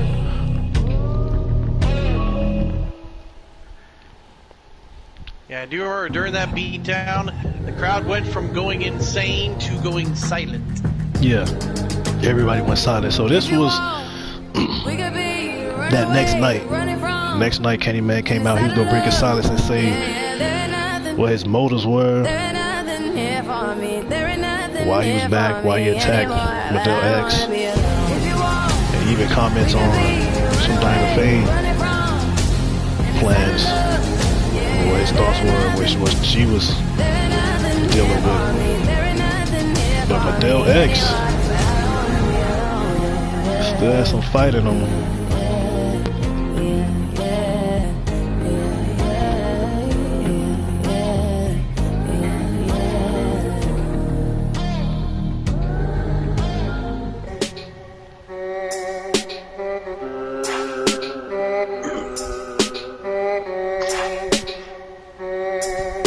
Around this time, everything started to get a little dark in the whole federation. It's everywhere. Yeah. I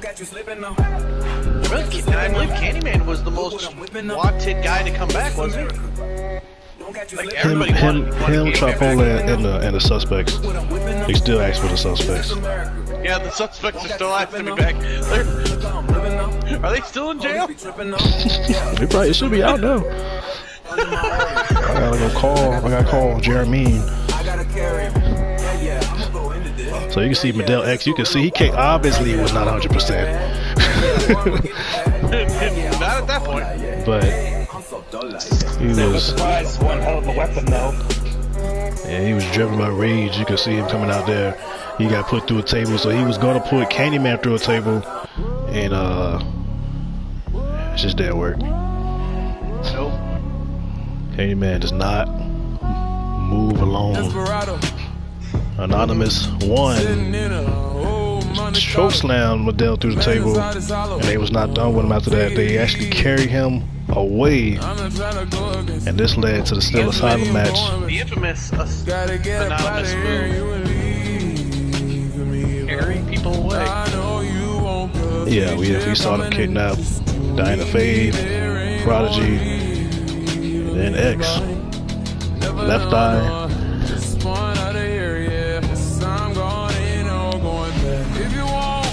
So they carried Medell away. We don't know what happened in this house, but Medell came back a lot different. That led to that match, that game changer between Candyman and X. Still Asylum match.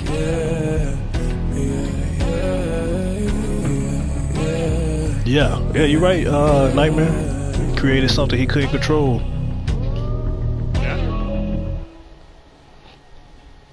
X somehow got away.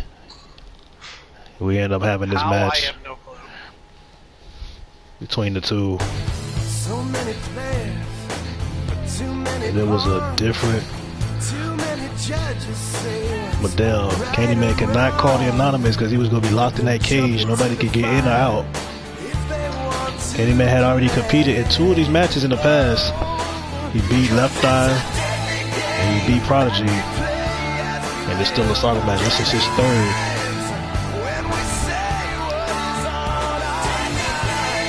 That was the new Medell X. He came back, tapped into something that he had to go at Candyman.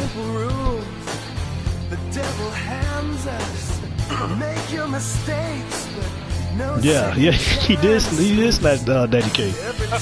Rainbow asked me to do that too. She was like, yo, can Candyman kidnap me? I'm like, you want that? I don't know what you... I don't know if you want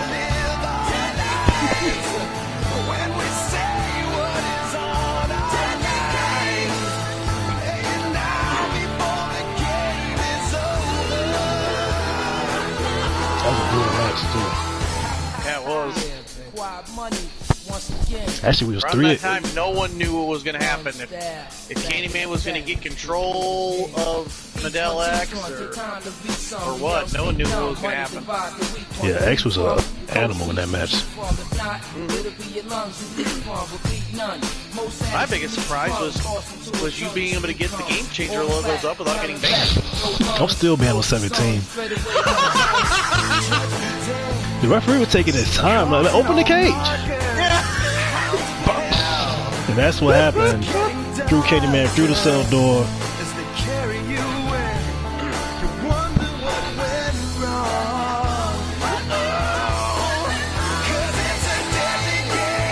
You see, that is why Wilson Bane made Bill the Ref disappear. Yeah, Candyman actually could have won the match. The referee was taking his time. You want this door? Like, yo, that's the only door. That's the only door open. That's the only door we got. He was fiddling with the keys like Paul Heyman was. Yeah. This is when GNK finally became world champion. Generation Kid defied the odds. 175 pounds, undersized, but still had a big heart and became world champ. Beat 6 people to win that title. And Ace Toretto cashed in on GNK. Everybody was Monk was still pissed off at me about with this. Monk was on comms during this. Monk was on commentary during this. I couldn't even say nothing because Monk was over talking me. Monk was screaming, "What?" Because everybody had been watching GNK climb. Like, he went undefeated in the welterweight division, and when he went up, he started having issues with the clique, having issues with all these different people. And he, from 17 to now, and then he finally became champ, outlasted 6 other people. And Ace Toretto cashed in. It was not months ago. This was last year. But, you know what I'm saying? Yeah, I was about to say, how many months ago is up for debate? Yeah, Ace. Yeah, Ace. Yeah, people hated Ace. It wasn't as bad as what happened with Velvet, but people hated Ace after this. Yeah, Ace got so much heat. Yeah, the GNK wasn't staying down. A lot of people thought GNK was gonna pull it off because he kept kicking out of the finishers.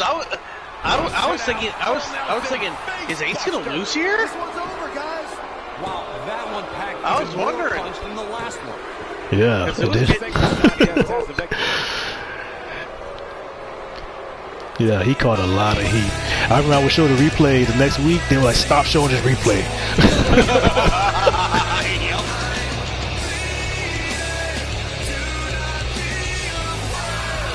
Toretto had an underrated year. Yeah. Oh gosh, the old SCR music. And it led to this match. Actually, it led to this Hell in a Cell match, GNK versus Ace Toretto. Everybody was waiting for this match. These two broke the cell, fought around the cell, fought inside the cell, outside. If there's any match that made Ace, it was this one. Yeah, it was a turn. After this match, he turned face. After this match, everybody, like, the crowd turned their face. Like, the audience was like, everybody had this. They were disappointed, but they yeah, they're disappointed GNK lost, but they were happy with how good the match was. Yeah, he earned everybody respect after this match. And the thing is, like, I didn't even know. I just threw him in there, so I didn't plan it. And that's a miracle, especially with 19. I had to edit it Hell in a Cell matches just to get good ones. Yeah, they did this on their own. I just threw them in there, and they did this. Yeah, this match was just a miracle. Hell in a Cell matches that year. One-on-one? Hell in a Cell matches that year. It was trash. Like I said, I had to do good Hell in a Cell matches myself. We thought that was it right there. Now, GNK was supposed to win. That was the plan. But the match was too good, so I was like, usually when they do stuff like that, I let them create their own destiny or whatever. But I couldn't do nothing. I couldn't do, after this, I'm not gonna get this again. I'm not getting that again. So I left it. But GNK was supposed to get the belt back and go on a run. And they said no. You'll change your mind. Yeah, whenever I get matches like this too, I just modify my plans right then and there on the spot. Yeah, Blair Young. That's how Blair Young got some of his title rings, because it was cause he would win it in a way that someone like you wrote it on TV. Like, somebody distract the referee back would be turned, he'll low blow the person, and then when the referee turn around, he going for the pin 1, 2, and I'm like, bro, you can't even, the AI doing that? Like that? Nah. Yeah. So I was leaving. Yeah, that card, in 19, Carl Saturn was famous for doing that early on. Dominic Fortes was famous for doing that early on. I wish I would have capitalized on them. They were rocking for the first part of 19. Same thing, just like, taking out the turnbuckle back. Referee goes to check on it. Low blow. 1, 2, 3. Yep. I would say Danny Wells when I found out was kind of hard. Yeah, I was surprised when he pulled that one out. I was like, yes, he pulled it out again. So Ace ended up retaining that belt right there. That's when, like, he heard everybody say he retained the belt. The belt was on the line. Like, the belt was on the line, and he performed. But GNK's is a dog. Like, he just keep going and going and going. He just don't stop. don't stop. He's still like that. He's like that this year. Y'all been testing him out. He's like that this year.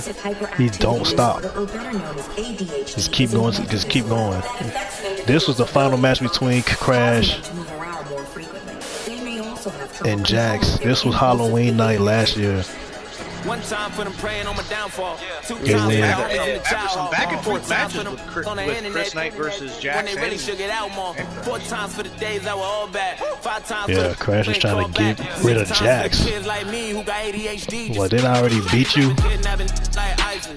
Turn the whole world to a crisis.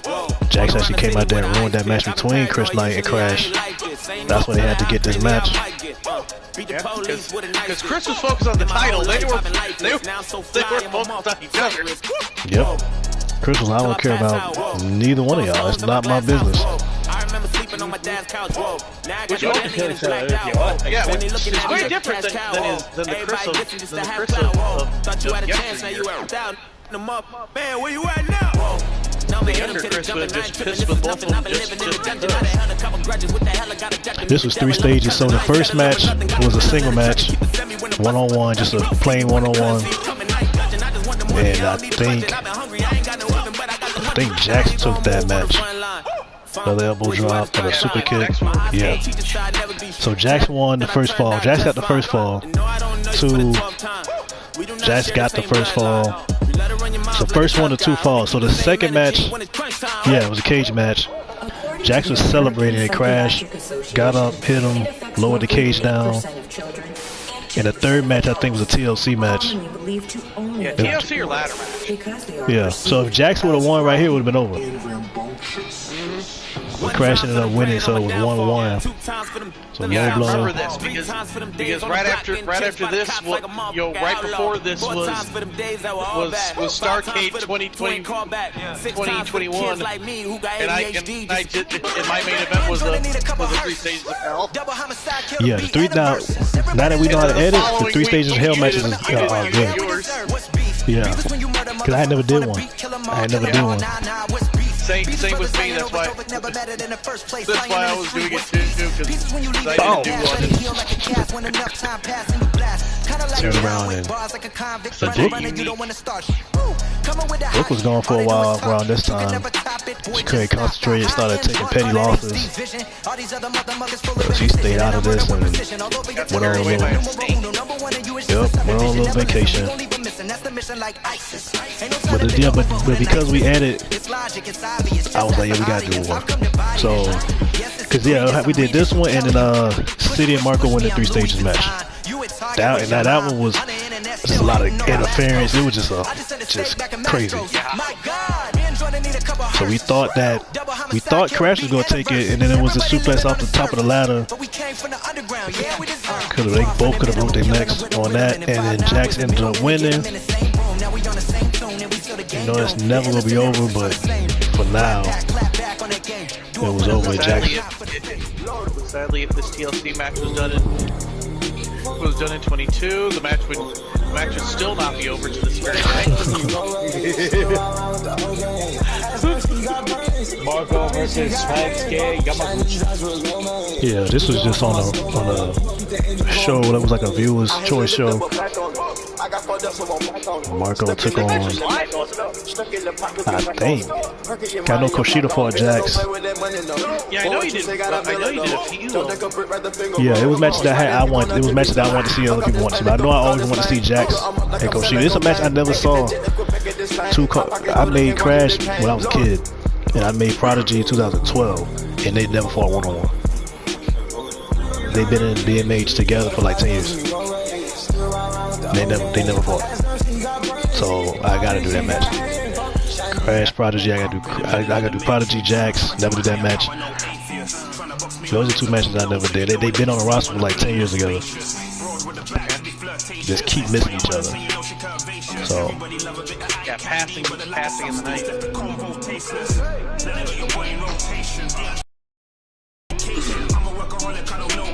This match is Clash of Styles. Very much so.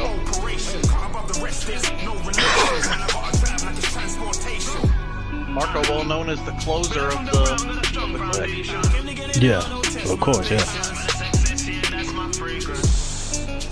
He always used to close in. Anyone that was going to get the win in any click match, it was going to be Marco. The thing is, like, it was no relief for either member. You got City in the ring. He's like, you had to outsmart him. You had to outlast him.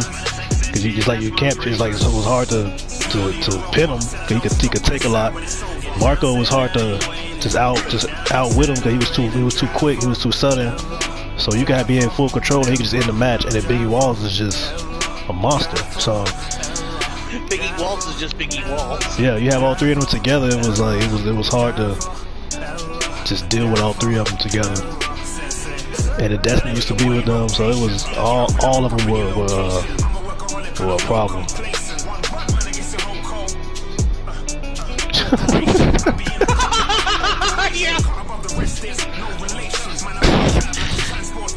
Yeah. Still remember that. I think it was on the same night that Jack Holiday was coming down from the ceiling. Yeah, oh, I forgot. I remember that. I forgot about that. Yeah. I got Marco. Yeah, give him you could do that. So I ended up taking that win, but Marco got his receipt. Marco got his receipt in the tournament. Marco faced him in the tournament and beat Swasuke, so he ended up getting him back. Jax ended up beating Crash in that 3 stages match, and it led to this match with Chris Knight and Jax. At this point, Chris Knight having a good title reign. He got past Crash. They had a triple threat that he won, and he got out of that match. And then now Jax. Yeah, like at this point, Chris Knight, 11-time world champion at this point. He was 11th time. That was his 11th title win. The Night Legion tried to end Jax's career. By this point, I think at this point right now he's 12. I think after this he won the SPW championship again. Black label, white letters, they in the great. Cupid's in the bar room with harpoons. I bloom the arm like mushrooms. See every bullet hole in the window of my past. Now that's what I call a shot glass. 2, 3, 4. Used to have been going at Jax. Jax had to fight just to keep his head above water. When it came to these issues, so he went for a sharpshooter. He tried to make him tap. That didn't work. Jax went flying. These two ended up going at it again at Revelations.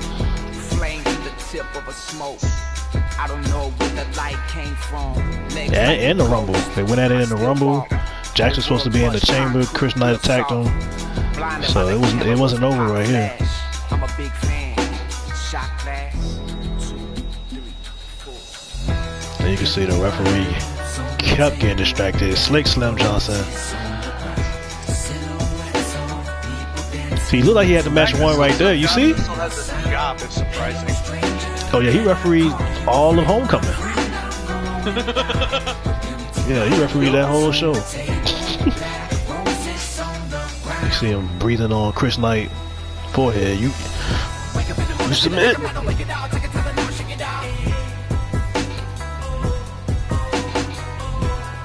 I forgot how good this match was, to be honest.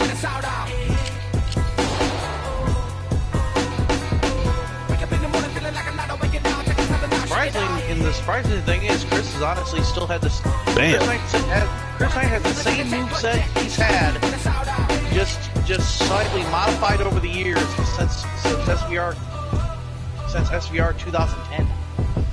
Yep. Same with Jax. He do the same. When you do nothing different, nothing new. He used to do a side effect too. It's just some moves just get pushed around and modified and put in different positions. I think it's weird what like Caws is more or less a modified version of John Cena moves at this point. Because I just can't really feel the need to keep going back to the Malachi Black and Chicago World combination that I used to on 19. Yeah. This is when Brooke finally came back. At this point, Malachi maybe Alistair again at some point soon. Yep. This is when Brooke came back. She came back at Bulletproof. She won Money in the Bank. But before making a stop before facing Sabrina, she had to make a stop. She wanted to get that receipt on Mystique. Mystique had beat Brooke for that All-Star title, chased her out the arena with a snake, had a snake in her hand and chased Brooke. Brooke was gone. Brooke came back. Mystique was another one that interesting. She did. She right there. Like, she right there. We like, it was always, how good is Mystique? She was always right at that. She need to push through. But I think she's ready.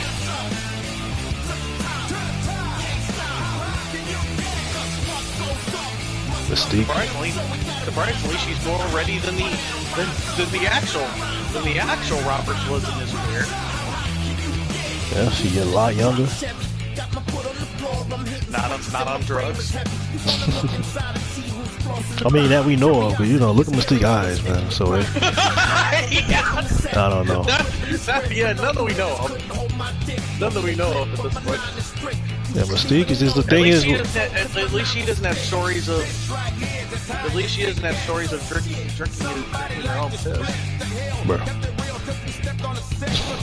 She probably had Brooke beat right there. The referee was down. She probably had Brooke beat. She ended up knocking the referee out.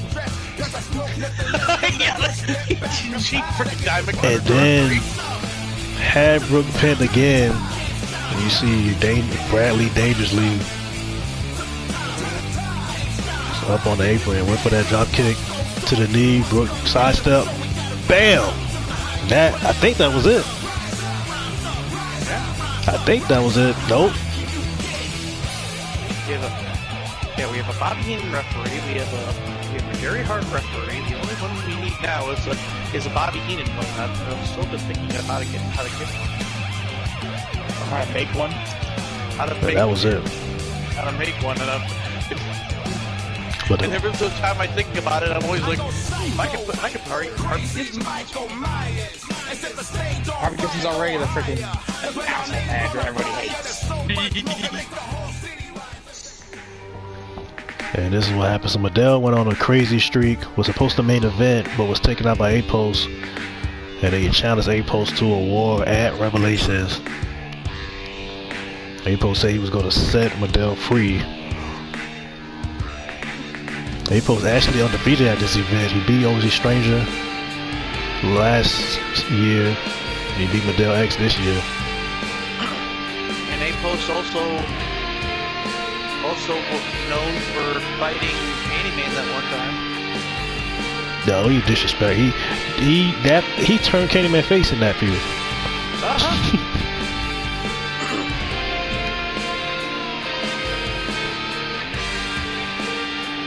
Yeah, this match was different. I remember that because I don't think anyone at that point. I don't think anyone at that point ever thought anyone would be able to turn Candyman babyface at that point. Yeah, but A-Post. And here comes A-Post. Yeah, that was disrespectful. He came out there and claimed that he raised Candyman's dead father from the dead. That was disrespectful. I think that was it. Blocked that claw in on Madell. Yeah, that was it. Yeah, Madell was done. When A-Post came back, everyone was wondering, okay, who's he gonna resurrect this guy? They told him to do it to Robert, but he was like, nah.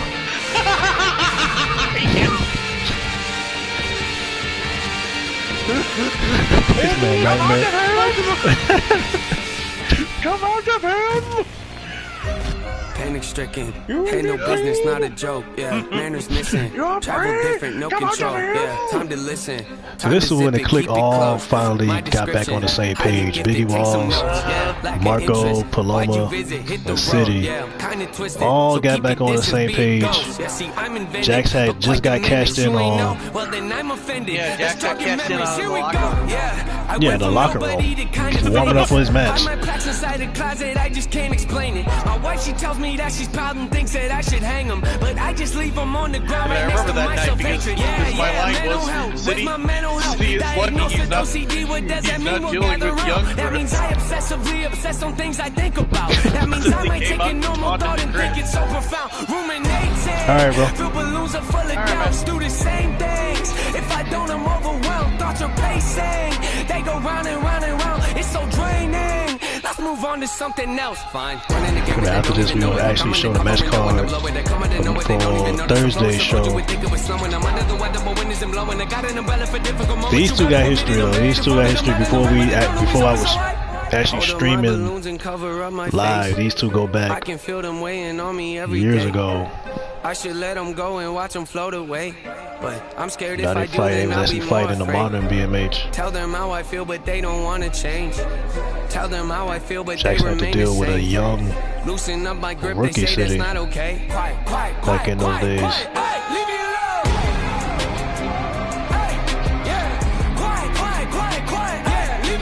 You can see the whole clique was Jax was he was like I said, he fought, he did everything by himself that year too. We're so overlooked that they're looking over our numbers, Nathan. We don't do enough. He had to deal with Biggie was on there getting involved in the match. Marco was getting involved. They had to kick Marco and Biggie out, and Paloma still was allowed to stay ringside. Surface again is part of my operation. I don't need advice from my You see right there, Biggie. So far, isn't Paloma the only one that's not coming back at this one? She'll be back. She'll be back, but due to the constant interference, BMH is ordering Biggie and Marco, only Biggie and Marco, to be removed. And it was like,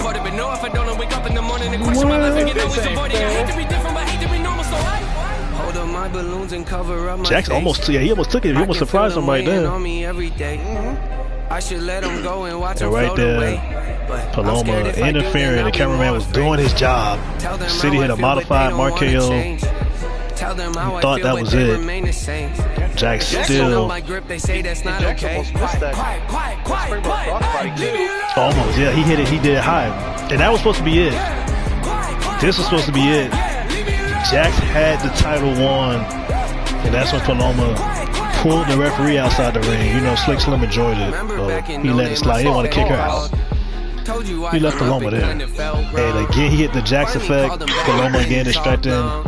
He asked me how I'd been, I sent him this song. Distracting Jax. I remember the chat was screaming at Slick Slim. It took a couple days to get a response. But once I finally Yeah, it was a lot of cheating. I don't think I've seen that much cheating from the AI. Because all three in that match. I don't think I ever seen that much cheating from the AI and the opponent still stick around that long. Usually if you have that much interference, the other guy, he don't last long. Jax he fought all the way until 2 people got ejected. Same. He couldn't. I did freaking who knows how many matches in 19. Yeah, I had never seen that at that point. Yeah, he just ran out of gas. This was the heist of the millennium at Do or Die. We thought that at this point, going into this pay-per-view, we didn't even know that City was there at that night. But at this point, heaven forbid, I remember the chat in the commentary when this happened. Yeah, because Chris Knight was supposed to fight Jax, and he was ready to fight Jax, get that rematch. City ended up cashing in on Jax backstage. Jax was in the dressing room getting dressed. Jax had just got in the shower, and City beat him up and took the title. Brought a referee in there. The chat was laughing Bro. at all this. The chat was laughing at all this while I was sitting there like, City is lucky this isn't young Chris Knight. Bro, Snow was DMing me during the show, dying laughing. Ben had hit Ben and Monk was like when this happened. Ben and Monk text my phone when this happened, but they couldn't get on the text board. Like I was getting blown up when this happened live. I was trying to call the match, and then everybody was hitting me up about this. Because they was like, why City walking out there with the belt? But Snow knew what happened. Snow had a feeling what happened. Snow was like, oh no. Yeah. everybody knew he was Money in the Bank, and then they see him walking out there with the belt, and they don't see Jax. Sammy calls hers Sammy Kick, and mine's the Heartbreak Express. Brooke calls her the Super Kick.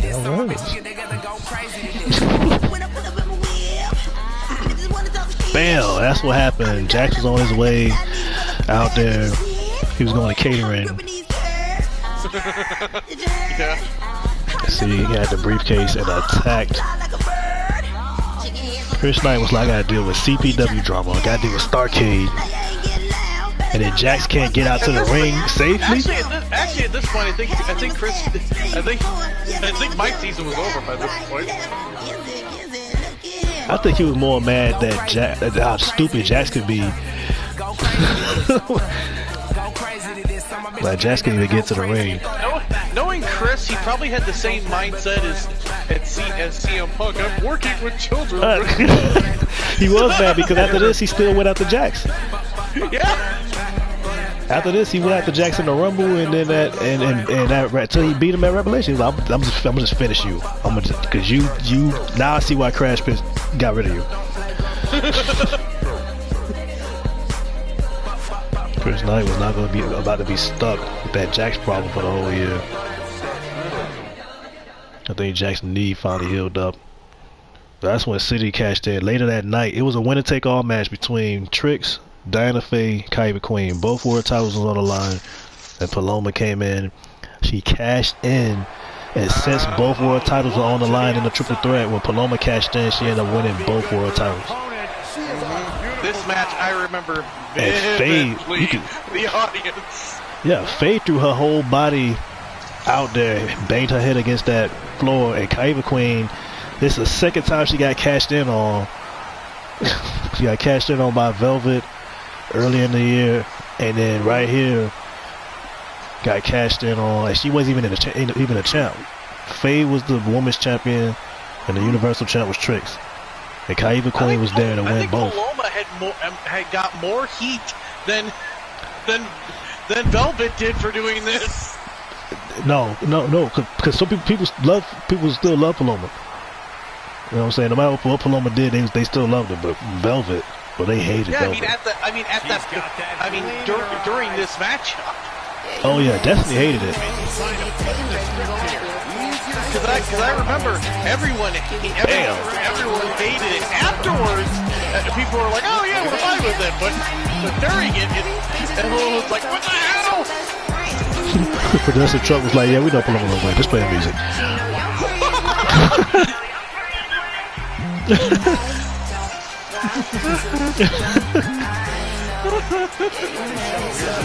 Bam! Put it in the temple. This is why Kyrie Queen was pissed. And Kyrie couldn't even focus on Paloma because she was still stuck with Diana. So she had to deal with Faye because Faye would not go away. So Paloma was able to get away with this title reign because everybody was occupied with each other. Sabrina was dealing with Destiny. Diana was dealing with Kyrie Queen. Velvet was dealing with City. Destiny and Sabrina.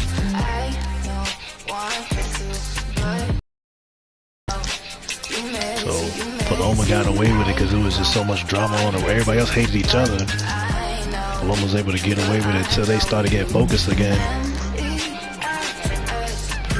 Sabrina actually ended that title reign fast. It's like a 3-minute match. City had his eyes on the prize. Yeah, the prize. Philip finally found a friend to help him with his Mike Carter issue.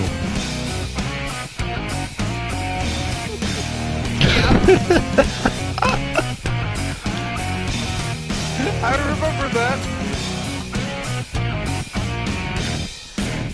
Philip and Rundown was like Rhino and Heath Slater. Yeah, but the thing is, Rundown had to do all the work. I know. Rundown could not tag in Philip. He couldn't tag him in. As soon as he tagged him in, the match was over. So it's like a young ECW Rhino. Yeah, he couldn't tag. With Heath Slater, so Rhino was doing all the work. No, it was like James Ellsworth. Yeah, or Gilbert. That's a better analogy. We don't know, Fiery. Philip. Yo, Tech told me to bring Philip back, bring him back slow, like he done been lifting weights during the off season. They were taking turns on Rundown. Rundown was fighting though. Philip was reaching for a tag. He was like, "No, Philip, move your head." Power bombs this season. Holy shit! Yeah, they kept power bombing Rundown with a bunch of girls lifting up freaking giants. Yep. So another triple power bomb. Rundown was bleeding. You could see he bleeding, but he was still fighting because he knew he couldn't tag in Philip. it was like a 3-on-1.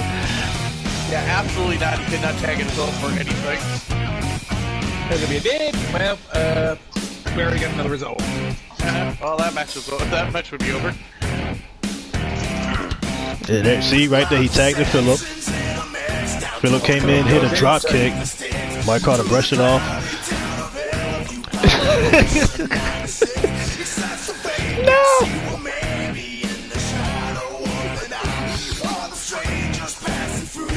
You're like, alright, let me get up here, alright. Yeah, just got tagged in. Another triple power bomb. That was it. I know another thing that people that I do remember people wanting to see from that season with Philip was Philip against Superman. Oh my god. I do remember Superman that was. And it was that Kushida Jax match. This is actually a match I wanted to do. It was just a match. I'm like, I want to see these two go at it. Painmaker, he actually main evented at the end of the year. It's Kushida, Ransom, Suge, and Tripola. Suge ended up taking that match.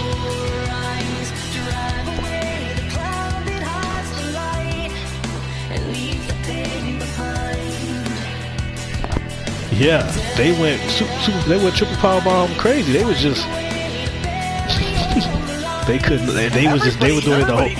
Everybody did, but Mike Carter was just Mike Carter and BOD because his sisters. They kept getting in the ring, power bombing all the guys. The funniest one was for the men. The ring to help with power bombs. That's fine. Yeah. help with the triple fireball for the girls. That's an instant disqualification.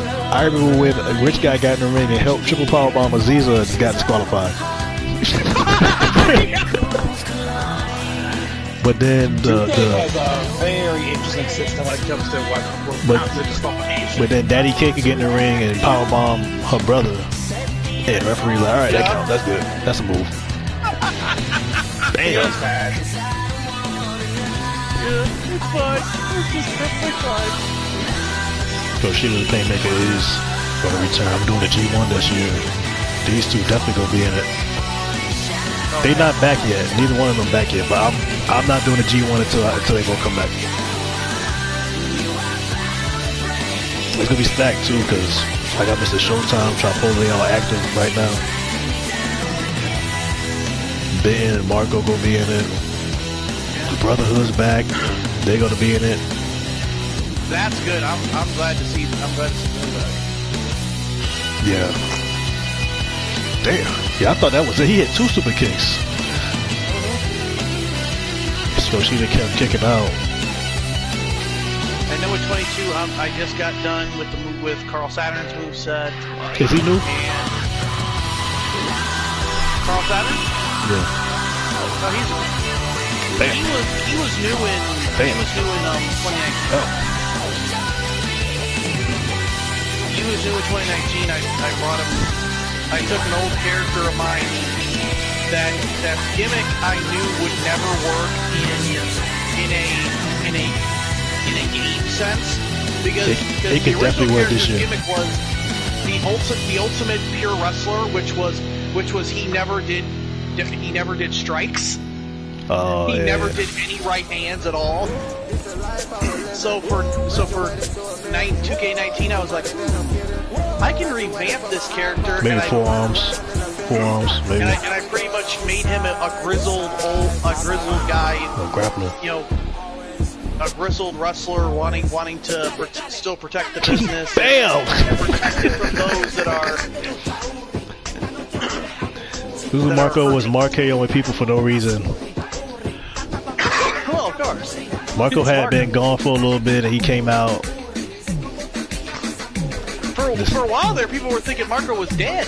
Yeah, they thought he was dead, and we were about to do a funeral for him, and then he just showed up, started RKOing people. We RKO'd J Smooth. Always RKO'ing J Smooth. He done RKO'd J Smooth in 3 different companies.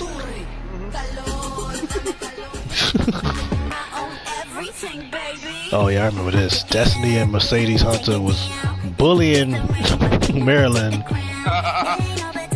Yep. Destiny didn't care about doing nothing but bullying people last year. That's all she wanted to do. She was on her Mean Girls. On that Mean Girl kick. And then Mercedes Hunter chasing the referee out. And then Sabrina had returned. She came back. Remember, Maryland used to be the protege of Destiny. Destiny was like, you ain't good enough. And kicked her out. Sabrina came back to save Maryland. Sabrina came back the first time someone coming back actually got massive boos. She did get booed. The thing is, she never did a thing wrong. Everything she did is right. Yeah, boos loud enough. The only one to overtop those boos was the boos heard in the arena when Tony Khan popped up on screen. I should bring him in BMH. Oh, and another RKO. This time he RKO'd Jay Benton. Yeah. So we thought Marco was gone. Jay Benton had a match. I do remember that because everyone was like, well, he's using Marco's move. We knew this was coming. Yeah, Benton, we knew it was coming because Benton had been using the RKO and calling it the Gucci cutter. And Marco was like, alright, let me show you. RKO'd him on the chair.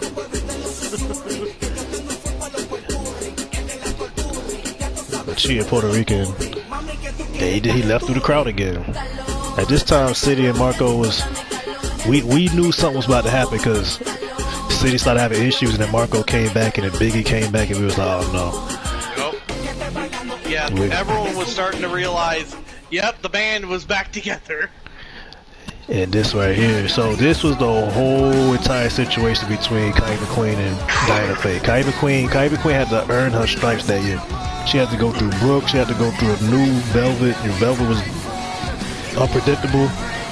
She went through Abigail Clark and the Syndicate, and then she had to deal with Diana Faye. So this was our power struggle, and Faye actually beat Gucci HLW. He called it the Gucci cutter.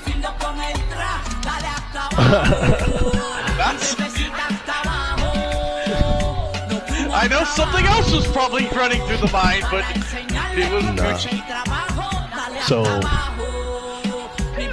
Faye won title number 11, beating Kyber Queen, but it was a little controversy. Kyber Queen just got pissed off. She was like, nobody's scared of you. You just got a mask on. I'm gonna just beat this mask off of you. You're a little girl, all this stuff, chasing out the ring. So she had been chasing Diana Faye.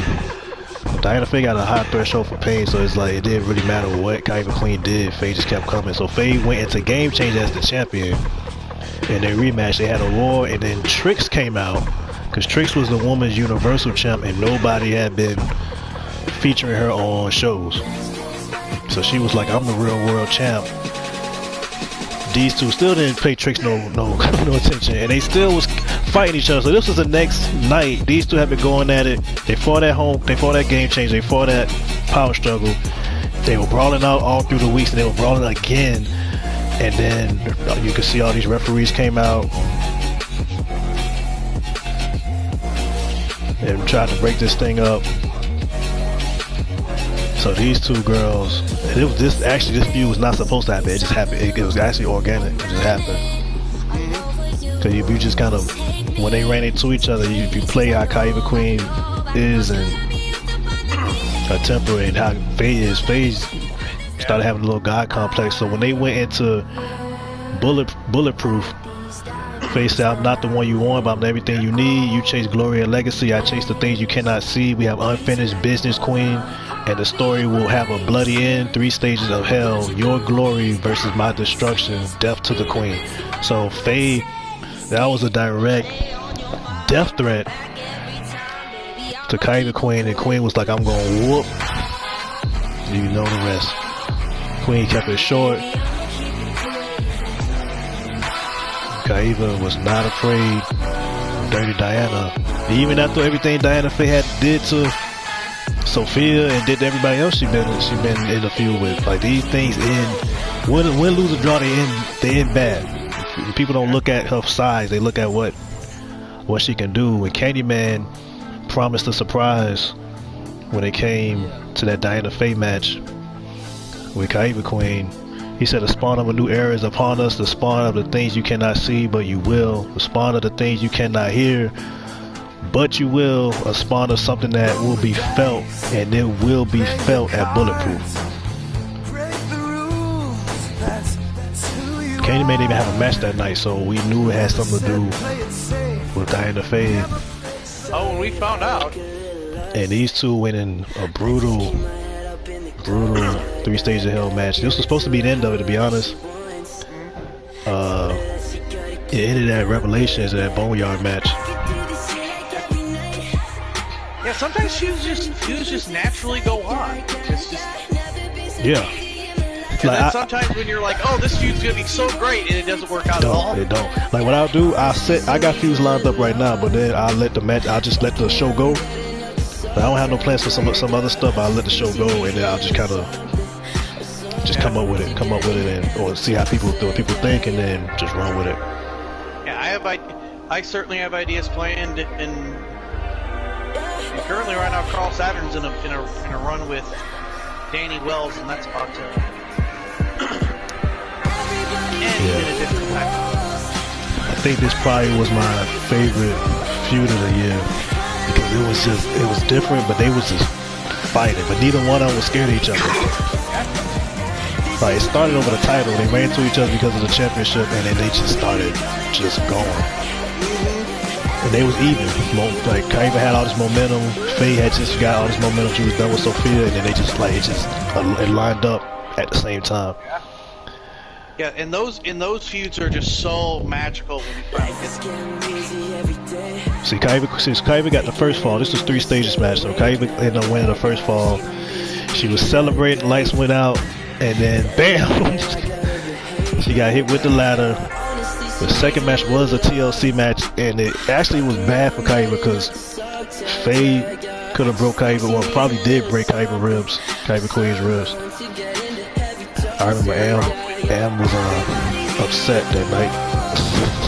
After the show, she was like, "Why you did that to my?" I was like, "What?" She kept telling me, like, "Don't put." See this right here. That's what took out KOTB. That foot stomp off the top of the ladder. But Aaron was like, "Do not put KOTB in a feud with Diana Faye." This stuff happened. Either you're gonna get kidnapped or something will happen. So Faye almost basically killed the girl. Like, KOTB didn't move. She didn't move. They was going into the third match. The third match was a table match, and KOTB Queen was still down. So Faye was just doing what she wanted to do. Like, Queen was not. She couldn't breathe. The referee tried to check on KOTB. You can see he was trying to check on her. KOTB Queen could not get up. So Faye was basically like, "Death to the Queen, you're gonna finish this." So it was a table match. The last match was a table match. Just put your opponent through the table and that's it.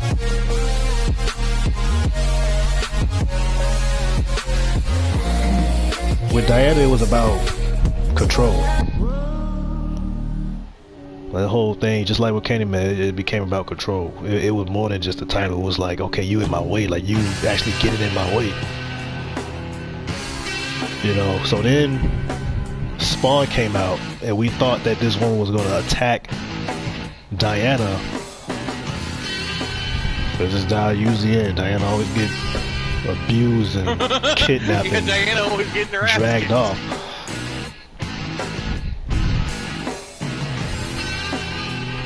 It's the first time that we had seen. It's gotta be Spawn. It's gotta be Spawn. It's gotta be Spawn. Never got to take off with this whole thing because it was at the end of the year, so I couldn't do nothing. Man, I missed a joke on this question. It should have said, "Man, Spawn looks a lot different from after his movie ended." Yeah, she just got up and then got attacked, so Kaiba Queen was just kind of being punished at this point. They just kind of looked on. There was 1-1 tables match. Spawn said, "I'm going to do the rest."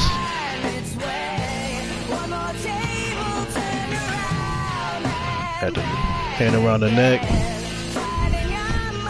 Choke slam after the show. And was like, "Don't talk to me." I'm like, "Look, it's give and take. It's storyline. You can't just win. Boy, ain't Hulk Hogan. Like, come on. You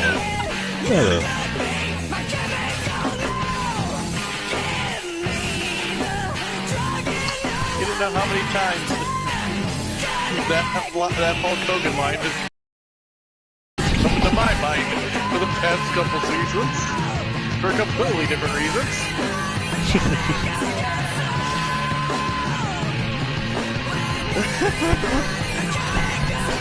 Yeah, we knew it was a lot of this. You already know something, right? Oh yeah, that's right. Not gonna say any names on stream, but you already know. But he knows who he is.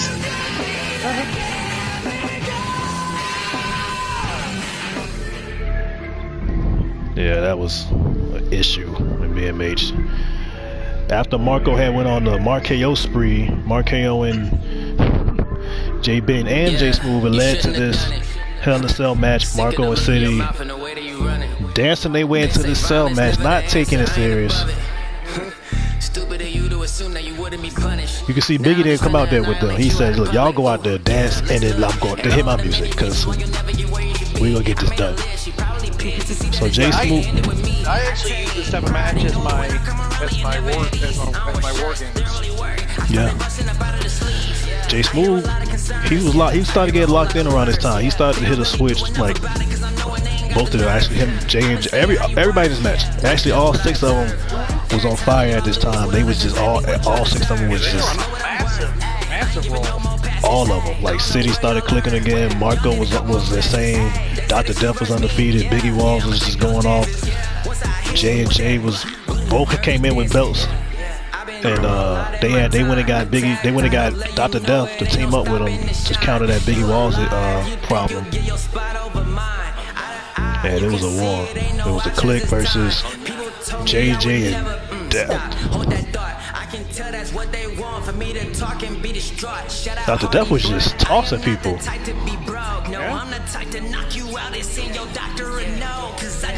How Marco jumped up for that arcade. Yo, yeah.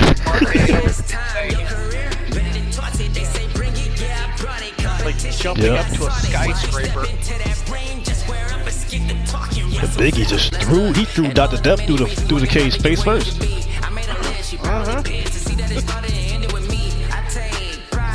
J Smooth knew what to do. J Smooth been having issues with these 3 for years anyway. Individually, he had issues with Biggie Walls, City, and Marco. Right, he tried to throw him in the crowd. Yeah. He was like, "Kobe." J Smooth at one point was another person we thought would never learn. He got Lexi. Lexi, she shared. She let him do what he wanted to do. So he was alright, cool. I got it. He got that Angel Fire privilege. City ain't find that yet. Yeah. Oh yeah, another thing, if you're gonna do edited stuff, that toss powerbomb, you could actually use that if you do it exactly right. You could actually bust the barrier. Oh yeah. Okay. But you gotta. Oh, you can. Oh, you can throw. Oh, you can throw through it. Yeah. You can throw them through it. You can throw them through it. Right. Using that toss powerbomb, you can throw them like through it, and I've seen it done in videos. It's probably the main one that looks the best out of all the ones that you can throw people through the barrier. So this was the tournament, because this is when Sid got stripped of the belt. Sid was BMH champion, and finally the FBI found out that Sid probably. Yeah, because he got arrested, you know, so he got stripped. So we had to find a new BMH champion. So the winner, the last two participants of this tournament were going to fight one-on-one at Revelation for the title. We know what happened. So right there you can see Chavez taking on BOD. BOD had just went to the Hall of Fame. See, this is the issue. Like BOD, and you can see his sisters kept coming into the ring, just slamming people. They just kept beating up people, and the referees just let it happen. And he won. I saw him show up. They had a match yet? Oh, I forgot Paloma had this.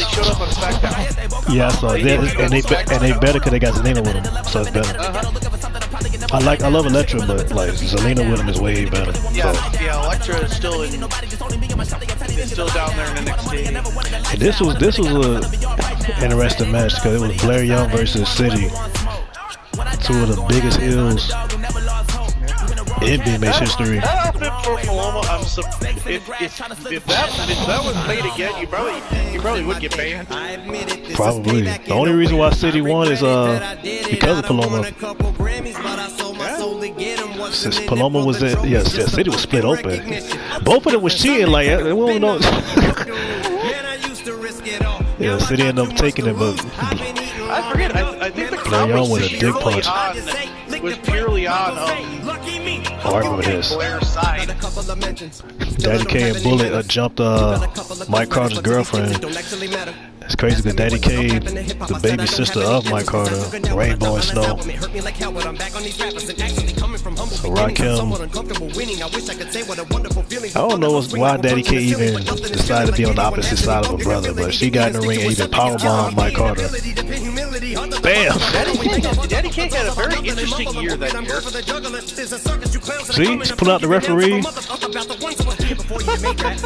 See this right here. This when Daddy K got in the ring, powerbombed her own brother. The referee right there. He see the whole thing. Look at the referee standing right there. Referee like,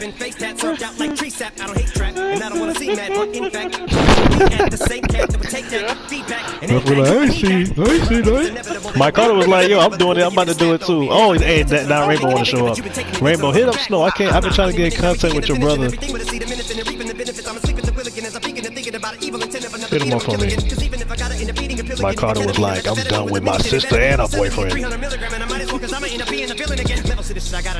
then Marco Martinez, Swastika Yamaguchi, they ran it back. Two closers too, like two of the best performers just we ever seen.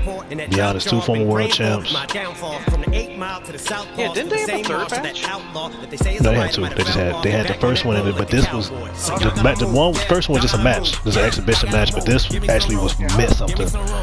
Marco took it, got his little redemption, and Yamaguchi. Then it was BOD and City, and Paloma again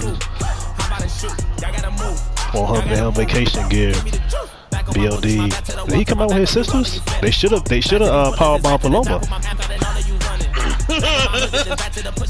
That'd be great.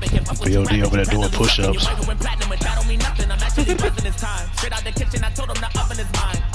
BOD was, for his size, he crazy talented. And right there, BOD had it won. Paloma pulling the referee out. But City was beat again. He had another elbow. We thought that was it. City actually got the shoulder up. BOD could not believe it. So BOD's went on a rampage. City know how to last. He know how to when it count, he was locked in.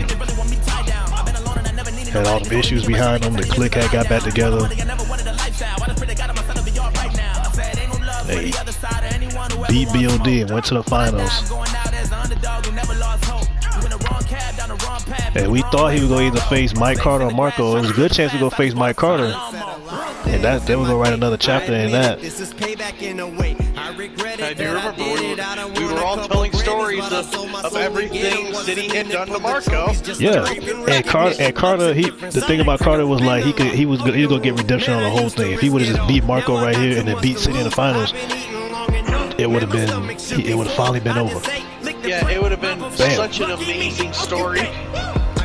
Nope, but this happened, and that was it. Yeah. So it ended up being City versus Marco, the best friends, tag champs, former tag champs together, clique members. So City came out. I mean, last time they shared this championship, last time they had the belt was on the line. They split the belt up in half and shared it, but I guess they couldn't do it this time. So City, remember, the belt was still vacated. They was gonna fight for that championship, but it was different because this was gonna be at Revelations. City won that championship. Yeah, the belt was still on vacant at this point. So City actually handed it to Marco. Was like, okay, you hold it until we have our match. And we thought he was gonna attack him. We thought he was gonna attack Marco right here. And City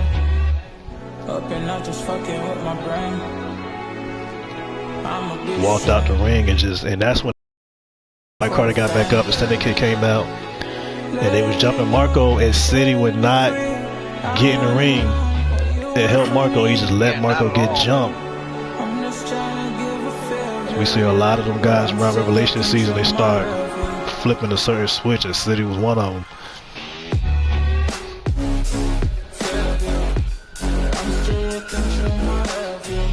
Yeah, I remember Monk was pissed off about this one too.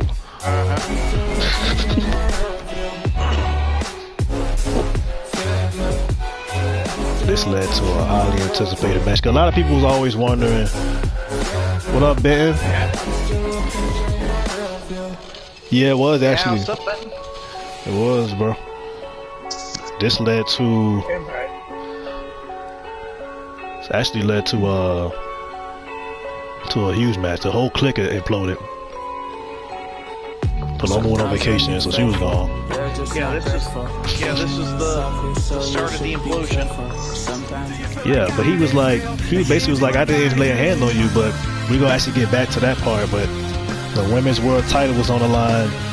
These two was like, both of them was almost unbeatable at this point. Brooke always was known as the shovel for burying her opponents, and then Sabrina to this day never lost clean. Nobody is beating Sabrina one-on-one clean. Nobody. And the last, she debuted at what, 17? 18? So the last 3 or 4 games, she lost, but there's always been some kind of controversy. She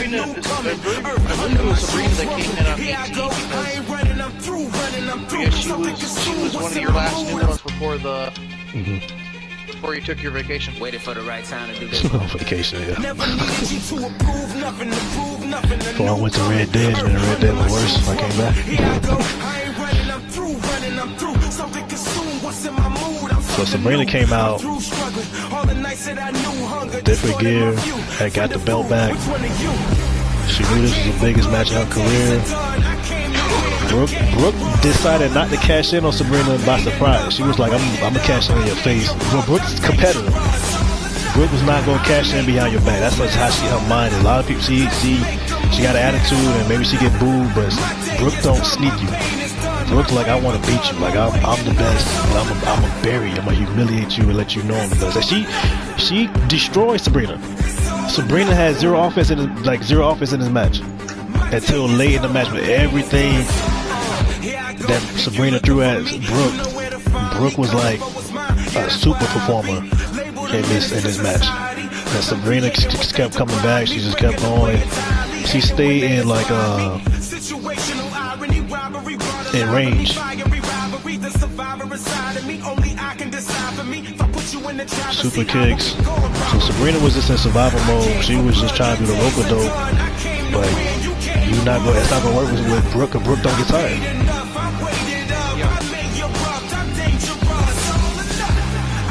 Sabrina tried to hurt her outside the ring. She did double AAs. So this was the last women's title match of the year. This is at Revelations. Both women had won the world title at Revelations in the past. And Brooke was just all over Sabrina. Sabrina stayed around so you could catch Brooke making one mistake. She tried to hit a super AA, didn't work. Frankensteiner from the top rope. Went for another super kick. I think she hit this one.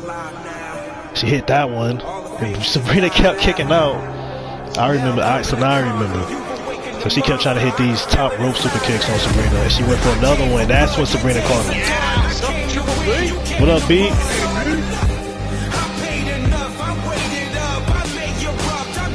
I gotta show the highlights of that GNK and that's what Sabrina won. That GNK and Delvin match, but I'm gonna show it on opening night Thursday. That was actually the biggest win of her career, but Brooke's still pissed. She ain't taking that. Brooke is the only person to lose on Money in the Bank cash in BMH history. Because of Sabrina. I hear you, bro. Yeah, bro. I'll go back to work on Friday, so that's why I'm taking advantage now to knock this out. Now, this actually was my favorite match of the year, which was the Rumble to Glory. Actually, it was 54 people that was in that match. Not 55, but so the first person to enter the Rumble was number one was Candyman, and it was crazy because a lot of y'all was saying that if anybody can win it from number one, it's Candyman, and that say a lot about who Candyman is because of his size. Yeah.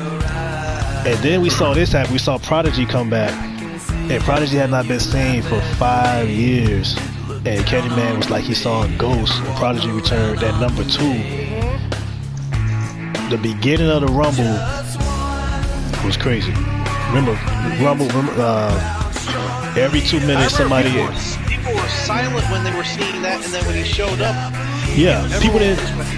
And remember, Prodigy had been going since 2017, so that say a lot about... Because everybody still remembered him.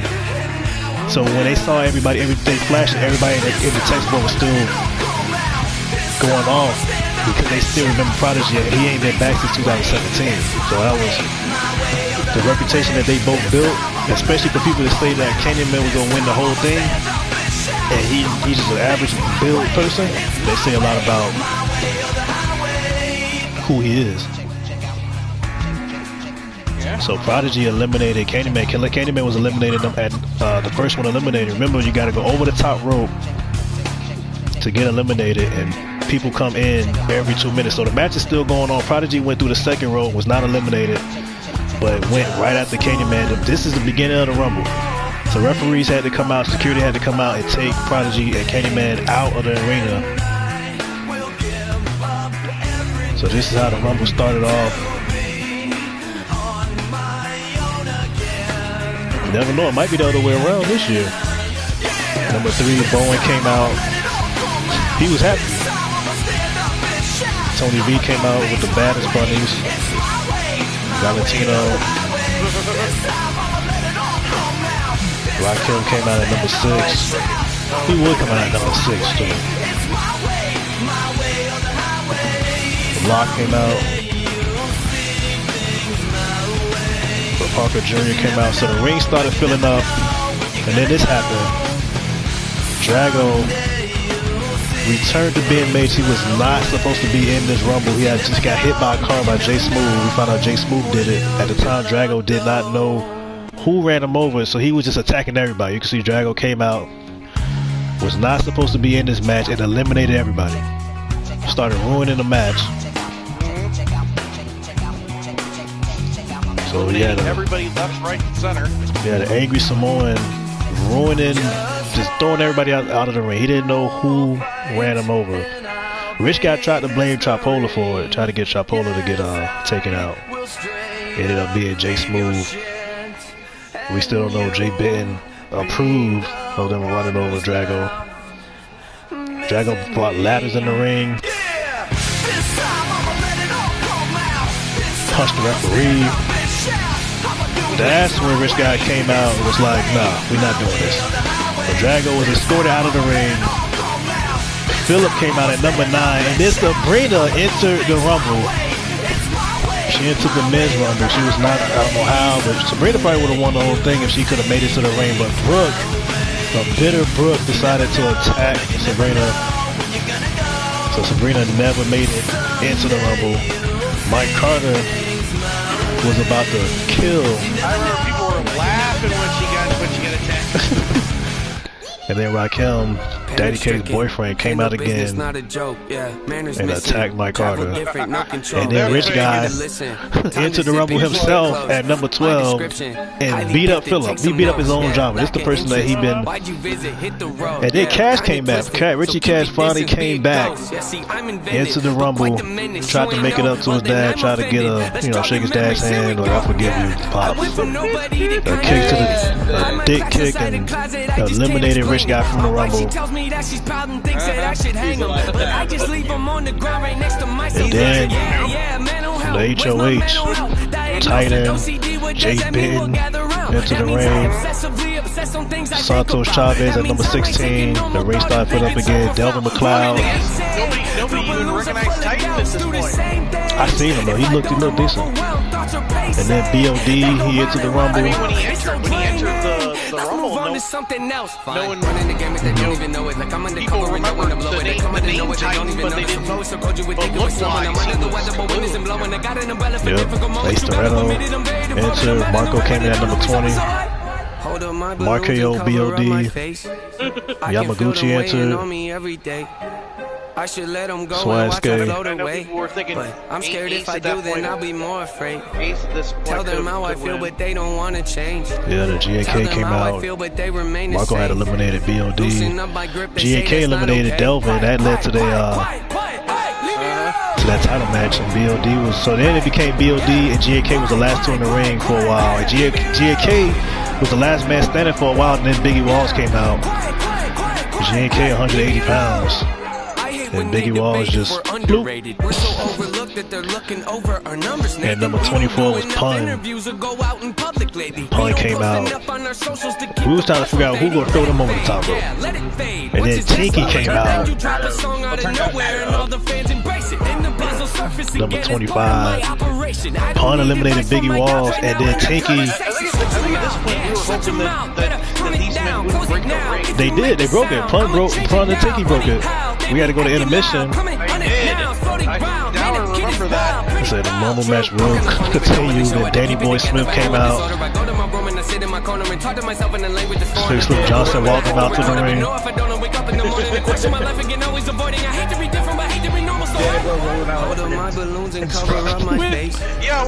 Cruz at 27. I should let him go and watch him float away. But I'm scared if I do, then I'll be more afraid. From Ring of Fire Wrestling, Ryota. Tell them how I feel, but they remain the same. Loosen up my grip, they say that's not okay. Righteous, it was Alpha Born, started popping up again. Kobayashi was from Ring of Fire. Yeah, Gaddafi Moon, the cousin of Kaiba Queen. Thought he would chokeslam everybody in that match. Remember back in No Name I said fame called? Told you I hung up, it kind of felt Chris wrong. Knight. Finally called him back, Number we 34. didn't talk long. He asked me how I'd been, I said Rundown him was this just song. spearing everybody. Yeah, I think he took offense, he kind of seemed And then Chris Knight heard that music, and Jax again, another thorn in the side came out. Yeah, Jax was scared of the cat right there. He was almost eliminated. Then Slade Z came back with the Business Pony and Didi.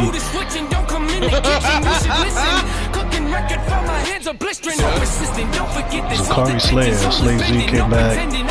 They both, and Jackson and Slade got history, they both worked together to get rid of Chris Knight.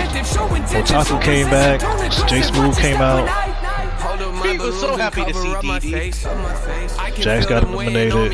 Muhammad came back. Gemini, 3-time TV champ. Meta, hardcore champ.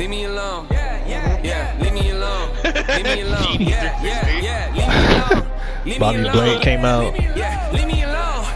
Dr. Duff. See, this with Dr. Duff came out, and now it was that close to the end. He threw everybody out. You can see right there, Slave, Meta, Smooth. He was just eliminating everybody. Oh yeah, Bobby Blank. Wasn't he a member of the Clique at one point? For like a day, and then he got beat up by Dragon. Then Slick Stone Johnson came out, got thrown over the top rope. Samoan Hate came out, and then he got eliminated. So Dr. Duff was just tossing, killing everybody. This City came to the ring, but City was, can somebody else please throw this giant out? City then punched him in the nipples and ran off. He went under the rope, so he was not eliminated. Suge came out and single-handedly threw Dr. Death over the top rope, and that's when King James Mack came into the ring. And as James Mack was walking to the ring, City punched Suge in the back of the head. Not one of the smartest ideas he's ever had. So City was stomping. This all was happening during the entrances. OZ Stranger coming out at 49. He was the first winner. He won the first one. And backstage, Candyman and Prodigy still is going at it. Prodigy burning the side of Candyman's face. Prodigy coming back to the ring. The Hall of Famer Crash came out at number 50. A-Post came out at 51. I remember one of these from the Snow kept on picking somebody, and right when he picked them, they instantly got eliminated. Bam! See, we don't know if Ransom he chokeslammed Mac, but Mac just got chokeslammed on the apron, and then Blair Young came out, and then that's when this happened. That's when this happened. The last entrant. We had not seen this man for 2 years. He returned. He was the last entrant, and everybody stopped. The ring was full. Tripola returned. The Underground Icons returned to BMH. The ring was packed.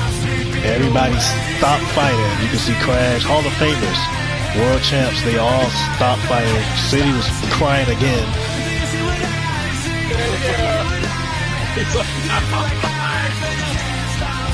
But we already got rid of Dr. Death.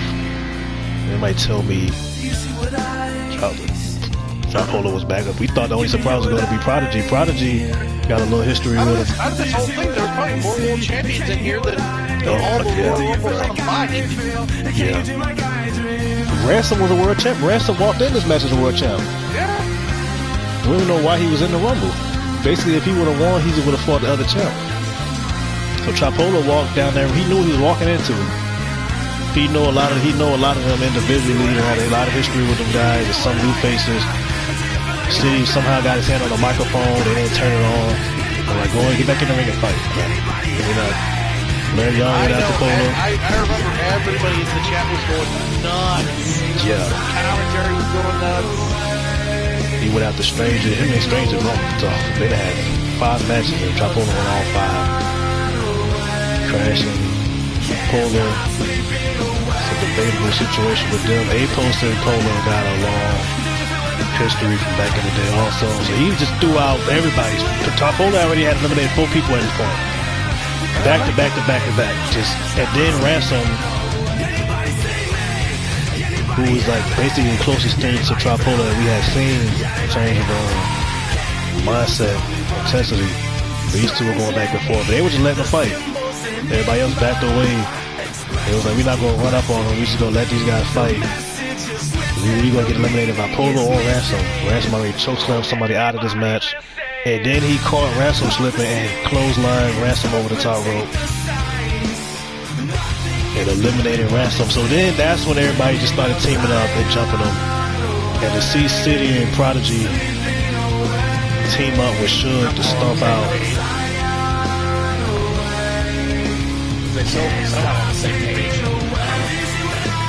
They were stomping them out. The day no one ever thought they'd ever see Suge, Prodigy, and City all working together. Prodigy was going to grab a chair. No, City had grabbed a chair and told Prodigy, hit him. And then City would point at the screen, and then that's what happened. The Diana Faye, the images of Diana Faye popped on the screen, and that's when Prodigy started having that mental breakdown again. And everybody was telling him. Yeah, I think City accidentally caught it that. Everybody was trying to tell Prodigy to focus. Like people was literally yelling at the screen.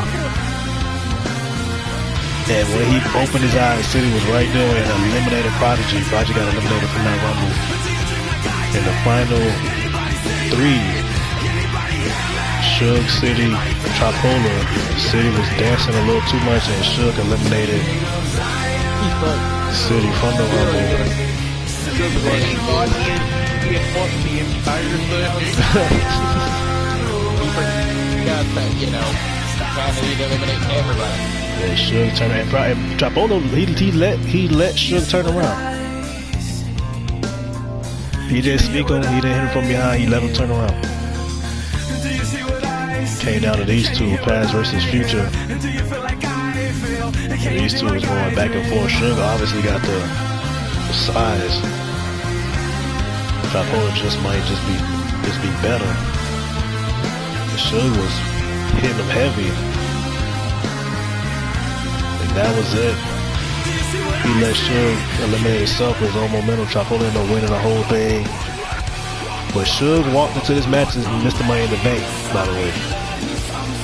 So when Tripola earned his shot, Suge entered himself into the match. So he was still upset at Tripola. He was upset Tripola took that moment from him.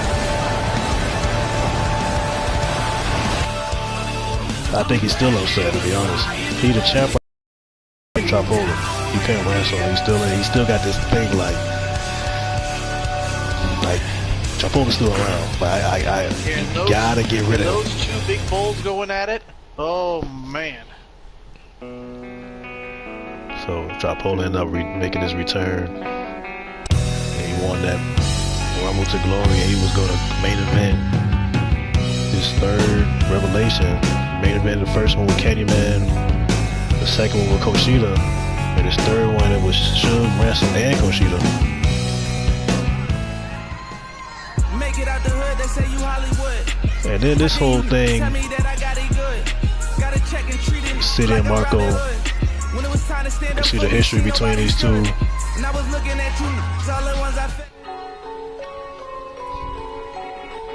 Sometimes when you're faithful, you're just not grateful. Killing you softly, so you should be careful. Sometimes you're straight, sometimes it's a day when you need somebody to help you to care. Thought we would rock together till the end of time. Thought we would stick together like Bonnie and Clyde. I thought this was it till overtime. We kind of grew apart, but we saw the split that we never thought would ever happen.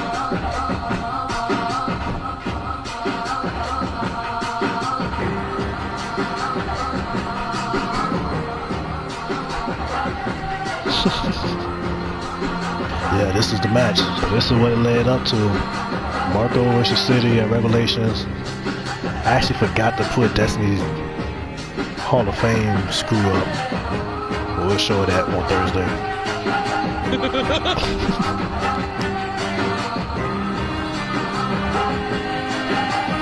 So City came out. Neither one of these men were champ. They walked in this match.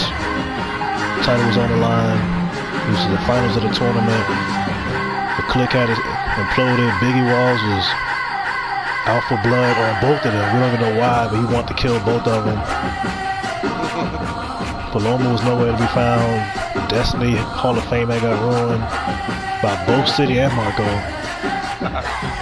I do remember. I think people were wondering if both of them, if Biggie Walls $17. This was 3 stages of hell match. The first fall, bam! Marco with the Marco. As soon as the match started, won. So Marco took the first fall, just like that. Yeah, immediately, right from the start. As soon as the match started, and then the second match came, and we didn't even get a chance to let it start because Biggie Walls came out. This is all legal because that second match was a table match.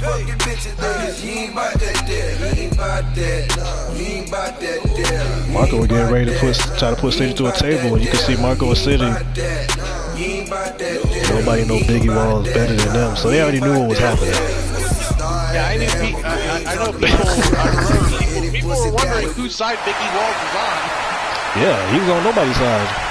He been getting a little tired of them for the last 7 years or so. But Biggie went over there. He punched City. City flew out the ring, and he just stomped out Marco. Hopefully he flew out of the ring like Shawn Michaels selling for Hulk Hogan.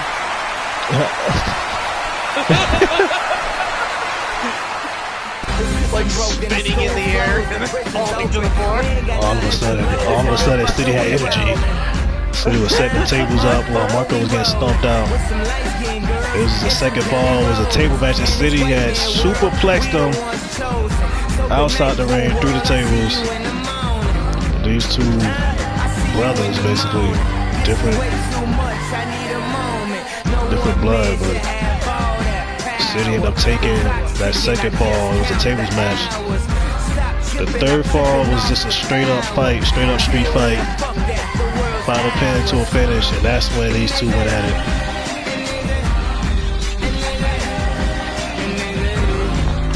Marco outside the ring. These two went to war at the end.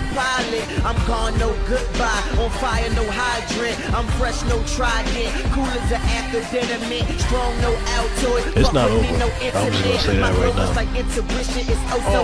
Yeah, it's definitely not over between these two. Not expected. They can't just go back to being the clique. Just go back to being friends after all of this. Something they got to get all out there. If they gonna do it, they got to get out their system. Right there. So we thought City was gonna make him tap, but Marco didn't tap. Marco had City. City had Marco in the middle of the ring. Had it in deep too. And then Rich Guy came out.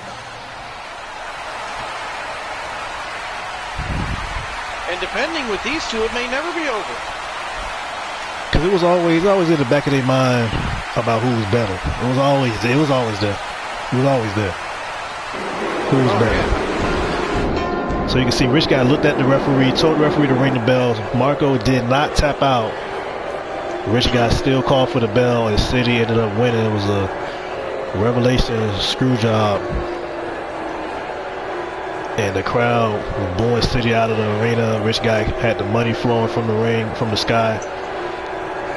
I know the commentary was shocked. Yeah, cause you see Marco was screaming at Rich Guy.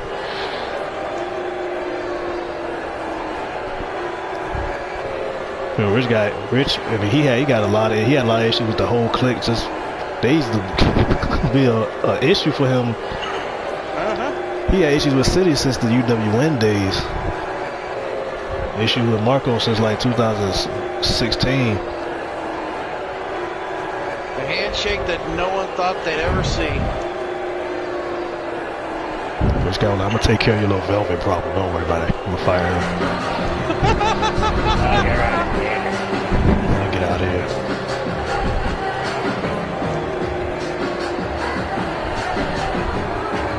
I will say this: at least Rich Guy didn't have to be forced to retire. I think he did get forced. Rich Guy is not back. After this whole thing, Rich Guy got sued by the Mothers of America. Rich Guy was canceled.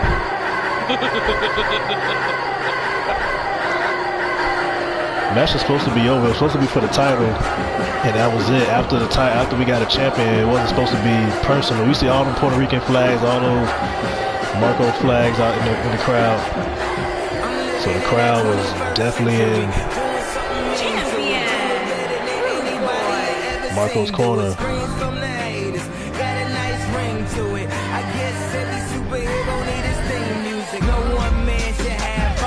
It's gonna be, and that was a sight, but it's gonna be an interesting situation when Cash come back.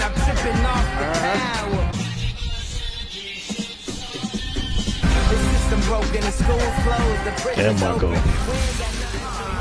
Talk about having to dig down deep to pick up the win. Great server from both these guys, Michael. I'm willing to bet this isn't the last.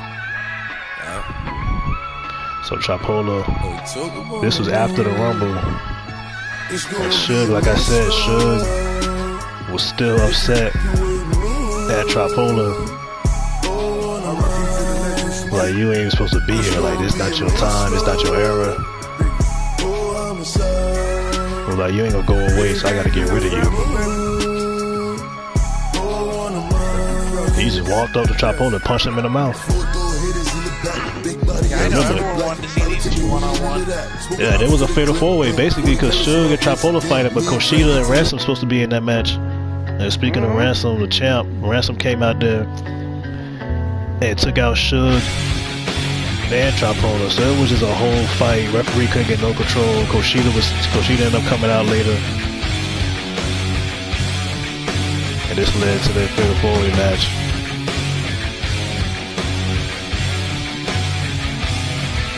Ransom snapped. He snapped. Suge actually is a champ now. He won that fatal four-way, but it's like if Ransom come back, he gotta fight him one-on-one. Oh yeah. He gotta fight him one-on-one. He gotta fight Trapola one. He gotta beat both of them. If he, you know what I'm saying, he wanna be who he say he is, he gotta beat those. Gotta beat Kushida too, to be honest with you.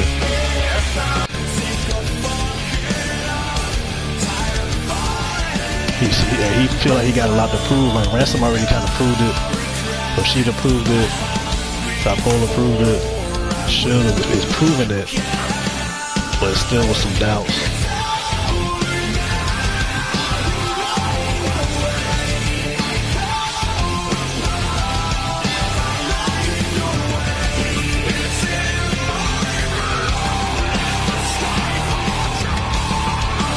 Kushida put it through the table. Kushida forgot about Trapola. Trapola ended up getting a kendo stick, that Sierra Melon stick,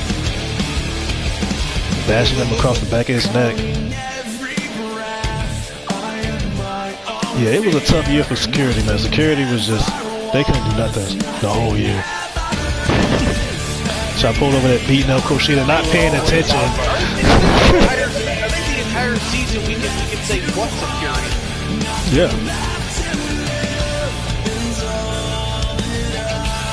See, this whole situation where everybody emotions got in the way. Security has more lunch breaks than any other security in the history of security operations. Bam!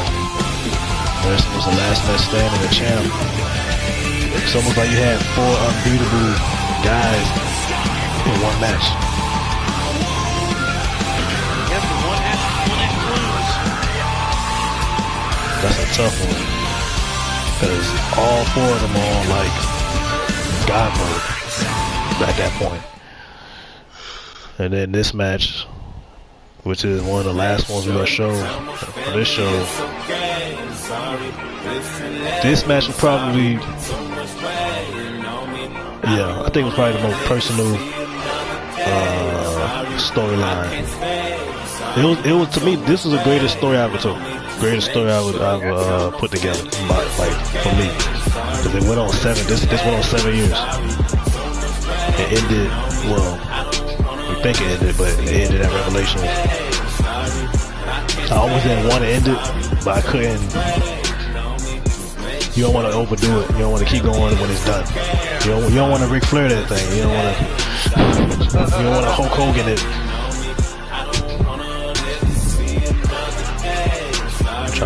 Prodigy came back and had to face his demons immediately. Me and Beto both understand Phoenix. I don't think Phoenix and Delta will ever be over in our lifetimes. Prodigy had to come back and he had to beat Candyman in the match that he lost in. Well, that was a Still Asylum.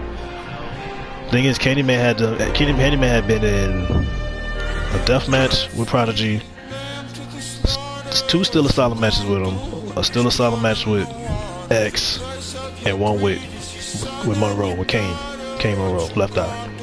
So he had been in a lot of these brutal matches, and he had to do it again. But Prodigy they already fought in these type of matches. Like when Candyman come back, like what match I'm gonna do? The only thing left is the Inferno match. I can't do it. Yep. You can see the flashes. Those flashes from the past years. You could do Texas. You could do a Texas death match, but that'd be a hard one to. A legit Texas death match would be a hard one to pull off. Trust me, I know. Can't really. You can't do a real. Trust me, I did it. Yeah, you can't do a real last man standing match because it's bad. It's always been bad. So. In last man standing matches, that's what ties into. That's what ties into the Texas death match, because it's a pinfall, and then there's the 10 count, and if he gets up after the 10 count, then he go right back to the pinfall. So the person has to get the pinfall, and then the person has to be down for the count of 10. Yeah, that's definitely a death match.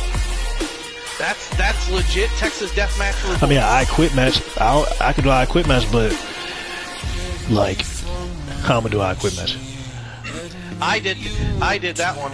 I did that one in 19. See right there. See that's when Candyman's face got burnt. When he got thrown into that, you can see inside his face is mangled. When he got thrown right into that electrical box at the Rumble. So that's why Candyman came back. It was a different Candyman. The Anonymous that got taken away from him. Diana Faye was gone. She got Kyber Queen took out in the Boneyard match. So Candyman was by himself, but he tapped into something a little darker and went into this match with Prodigy. It's gotten to the point where he just hated Prodigy.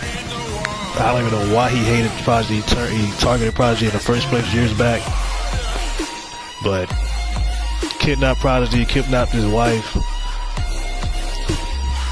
It was a whole. They went a lot of. They used to go at it for the TV. Candyman, the first ever TV channel. They used to go at it for the TV title before this whole thing blew up. They was going at it a little bit. They got them. They had a side feud before this big feud even happened.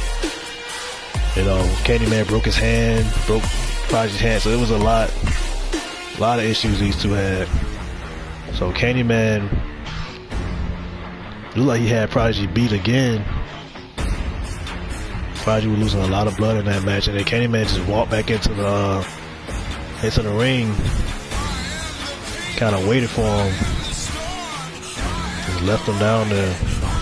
But Prodigy was just like, you can see the ring, the ground, everything is just nothing but stone and steel. The only match I haven't tried is yeah. It's not impossible to do that one. I know that. Oh yeah, it's not impossible. So Prodigy was down there having flashbacks of everything that went down. Oh fuck no, it's not easy at all. I need to try to figure out how to do I quit match, but I'll figure it out. It got to be some heavy editing. I've done it. It would have to be you doing it exclusively and heavily edited with moments of the person down and the other person up, so you can put in the dialogue of do you say I quit? No. Yeah. So that's when Prodigy finally beat Candyman. He went in the ring and he put Candyman down. That was the last we seen of Candyman. Prodigy kind of lost maybe a submission. Yeah. He lost. Submission could work. I know my I Quit match was one of Beatles' favorite matches in 2019 because of the story involved with it. The thing is, what's next for Prodigy? Now that he finally got done with this Candyman thing, now he can kind of get back to competing. Maybe going after the belt. I forgot about this. This is when Drago got ran over. And yes, it was months ago. Months meaning probably a year at this point. Yep, Kryptonite. Yep, Kryptonite. Owen Sheffield. My first mainstay call versus my modern day mainstay call. So So after Drago got ran down in the parking lot, months later he came back, still not 100%, and just destroyed everybody in the Rumble. We already saw this, but he took everybody out in the Rumble. He ended up finding out the hard way who actually ran him over. He knew it was somebody on the roster. We didn't know who it was. I think everybody was shocked that it was J Smooth. Everybody thought it was, bro. People thought it was Marco, and a lot of people thought it was Rich Guy and Richie Cash Jr. People was like, oh, it's Marco. People was like, it's Richie Cash, it's Rich Guy. You know, people did not expect it to be J Smooth. Yeah, no one thought it was J Smooth. I remember this.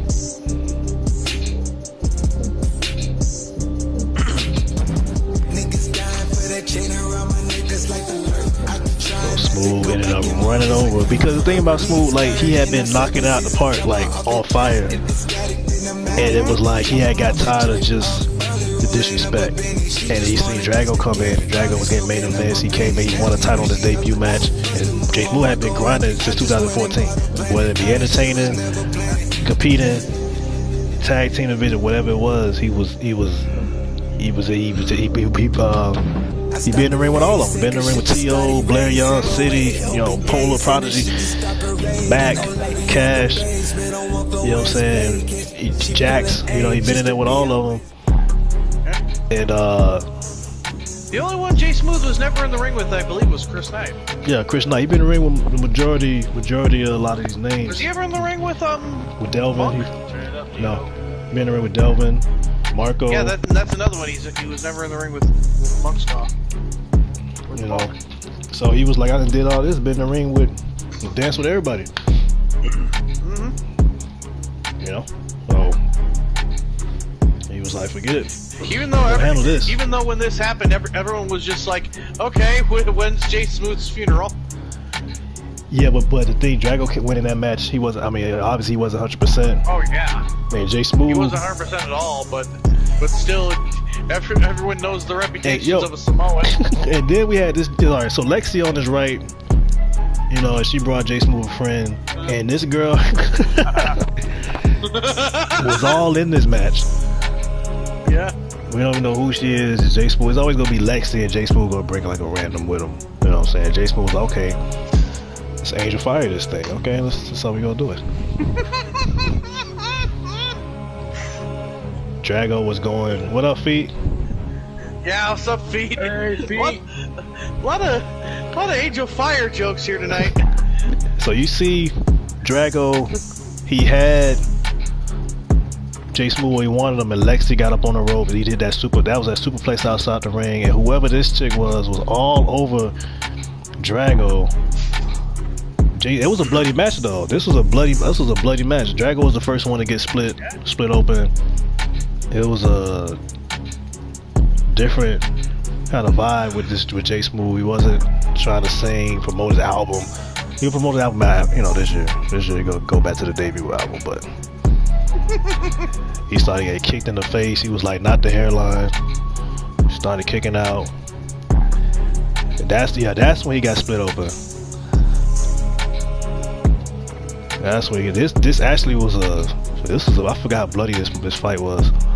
I forgot how bloody this match was, but that was it kind of showed. It's almost like when Rock fought Foley in the I Quit match, and it showed how Rock had that mean streak after his matches with Mick Foley. It was a similar situation what this match proved to a lot of people with Jay. But Jay took a beating. Parts of the Rock and Foley matches was Rock singing up, you know. During the matches, bells will be ringing.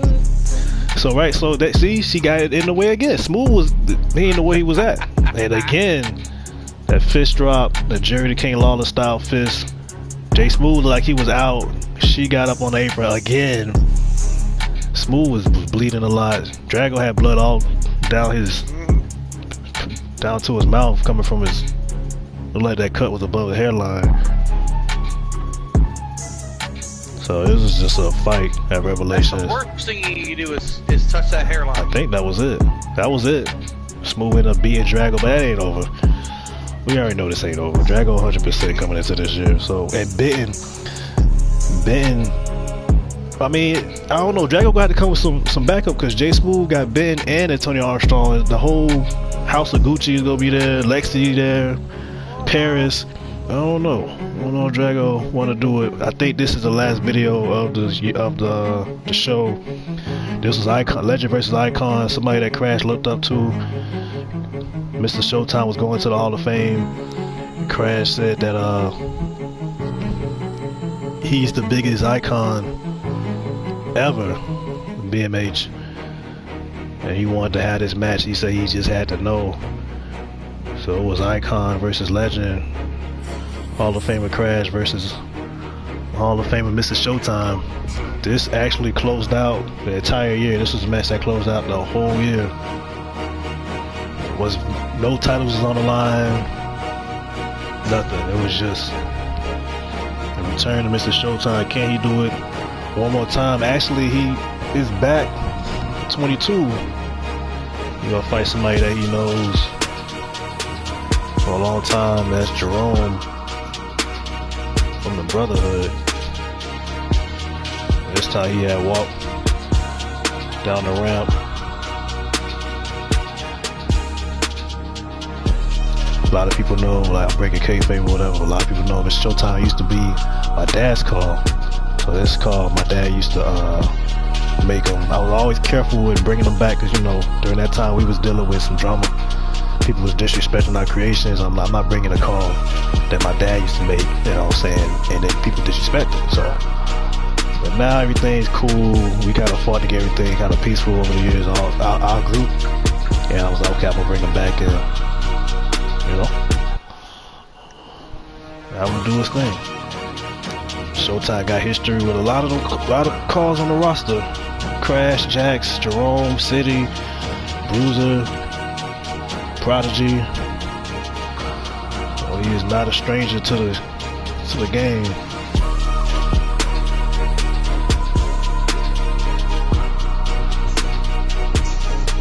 Crash had a crazy run after that heel turn. What up, Tech?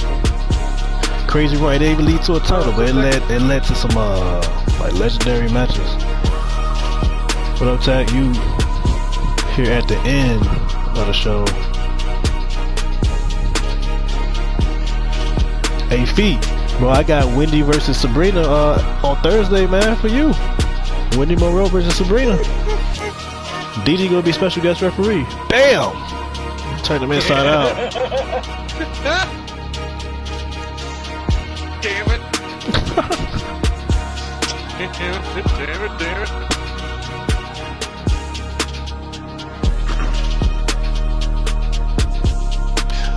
These two went at it. Actually, I mean, you know, our group know this, but like some of the people that's watching that don't know, like, we got some friends that we met on this game that some of them like passed away. Like I know Monk with Big Bubba, you know, Monroe the Great, and Monk still makes Bubba.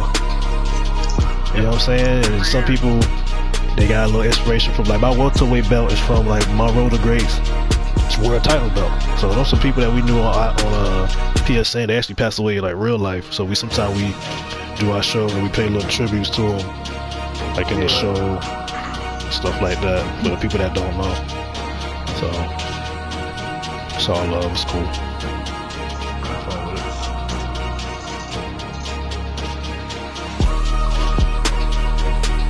These two was going at it.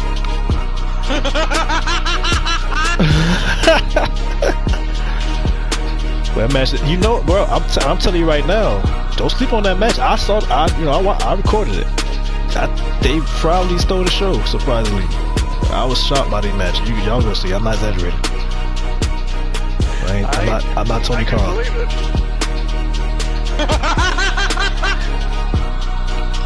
Thought that was it. Crash pulled out. One of the greatest legends in the history of the universe. Oh my gosh, she's gonna be so great. Christian comes out. Crash pulled out the glory bomb, the crash and burn. He ain't pulled that out the whole year. Christian is great, but is he the greatest legend in the history of the world? You know he be, Tony Khan, he get who he can get. You know, he don't really have no real. Only real legend he got is Jericho. That's damn, he's staying, but. Jericho's ruining his own legacy. Yeah, he is annoying. And that was the week. See, we didn't. Crash didn't pull no punches. And Crash was going after that cut. Yeah. And please, someone for everything that is holy in this world, please, someone get Chris Jericho on commentary. Please. Get that man on commentary. And that was it. Please, that press for the round. sake of everyone's ears. So this closed out the whole year. This closed out the 2K19/20 whatever season. That's one of those personal WrestleMania moments and memories that will last a lifetime. I'm so glad we all got to be a part of it. Showtime was having the time at the end of the show. It's gonna be interesting this year because Showtime on the active roster, Trapolo on the active roster, Suge. Now we got Delvin bringing his whole family. Kyle Young on the roster. Benton got the whole house of Gucci. Yeah, this is gonna be interesting. And this is so. Thanks y'all. Thanks for watching this. I'm gonna show y'all the card that we gonna do for this Thursday. Thursday gonna be Homecoming, BMH Homecoming opening night, pay-per-view. It's Jerome Black with the Brotherhood, Bravado and Courage Montana versus Mr. Showtime. These two got a long history. TLC tag match, the Thrillers, the newcomers versus the female members of the House of Gucci, Paris, London, and Lexi. 6-man ladder match, Nova, Kyle Young, J Smooth, Prodigy, Devin McLeod, and Angel Fire, Money in the Bank ladder match. Some familiar faces and some new faces. 6-woman ladder match, Estella, Josie Jones, Blue Dahlia, Akira Suzuki, Adrian Blake, and Penelope. One of those women's gonna walk out, Miss Money in the Bank. Welterweight title on the line, Whiplash versus G&K. Whiplash is trying to win his first welterweight title ever by beating G&K. Jesse James, J Double versus RZA, the student of Crash. Both of these men making their debut. Women's All-Star Championship, Peralta, Aziza, and Armani for that Women's All-Star title. International title, Chet Dietrich versus J Smooth. You can see the House of Gucci behind Jay Benton, versus Jay Benton. The Women's Universal title on the line, Daddy K, the veteran, approaching legendary status versus a 2-time Women's Universal Champion, Primetime. Jack Holiday returning and will face City for the BMH World title. Wendy Moreau versus Sabrina. Hold on. Wendy Moreau versus Sabrina for the women's title. That is Sabrina's dream match. And Antonio Armstrong versus Suge for the Underground World title. You can see the House of Gucci behind. A-Double and Zero Trapolo running back from the UWN days. Trapolo is looking to get that receipt on Zero. Zero defeated Trapolo years ago. Thank y'all for watching. We're gonna do this on Thursday. It took me 6 months, but we gonna get it. We gonna do it.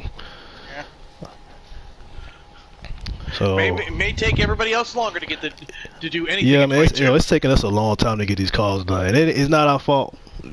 It's not our fault. I thought it was just me, but everybody, because the game keep crashing, and we got to redo calls, and we got to redo tattoos. We got to do all this stuff. So I got some calls that's already done, and I got to redo their tattoos. Movesets at times can take forever. Yeah, I had to reinstall Monday. You're lazy Not Monday. like me and just decide to just take someone's moveset and just it's like. Wow, Benton. Hey, I'm gonna put Benton in the mixed tag match. Yeah, I'm gonna put him in the mixed tag match versus Sabrina. Watch. It's gonna be Benton and Paris versus Sabrina, and we're gonna figure out something. I'll bring somebody. I will say this. The only person that has been able to get shit out on time is because he's been using this game like it's Mac. Like 2K20. Is Mac. It's Beetle and Mac, bro. And Beetle and Beetle mainly. That man has been. 19 was my game to rocket. This 22's is Beatles. Yo, Beetle, Mac, and HLW. They be spitting out, just throwing calls to getting calls done. But HLW, I tried to give him Sabrina one time. He was like, I don't know if she HLW. He's like, you got some calls? I'm like, Sabrina. He's like, you got Kim Shady? I'm like, Kim Shady don't even wrestle. We were like, no, I want Kim Shady. I'm like, you don't want Sabrina, the champ? I'm like, what's wrong with Sabrina, bro? So nah, but so yeah, we knocking it out. So yeah, who gonna do the honors of Wyatt returning? Who gonna do it? Well, I took it from you, from you guys, so might as well you do the honors. All right, y'all. This stream is done.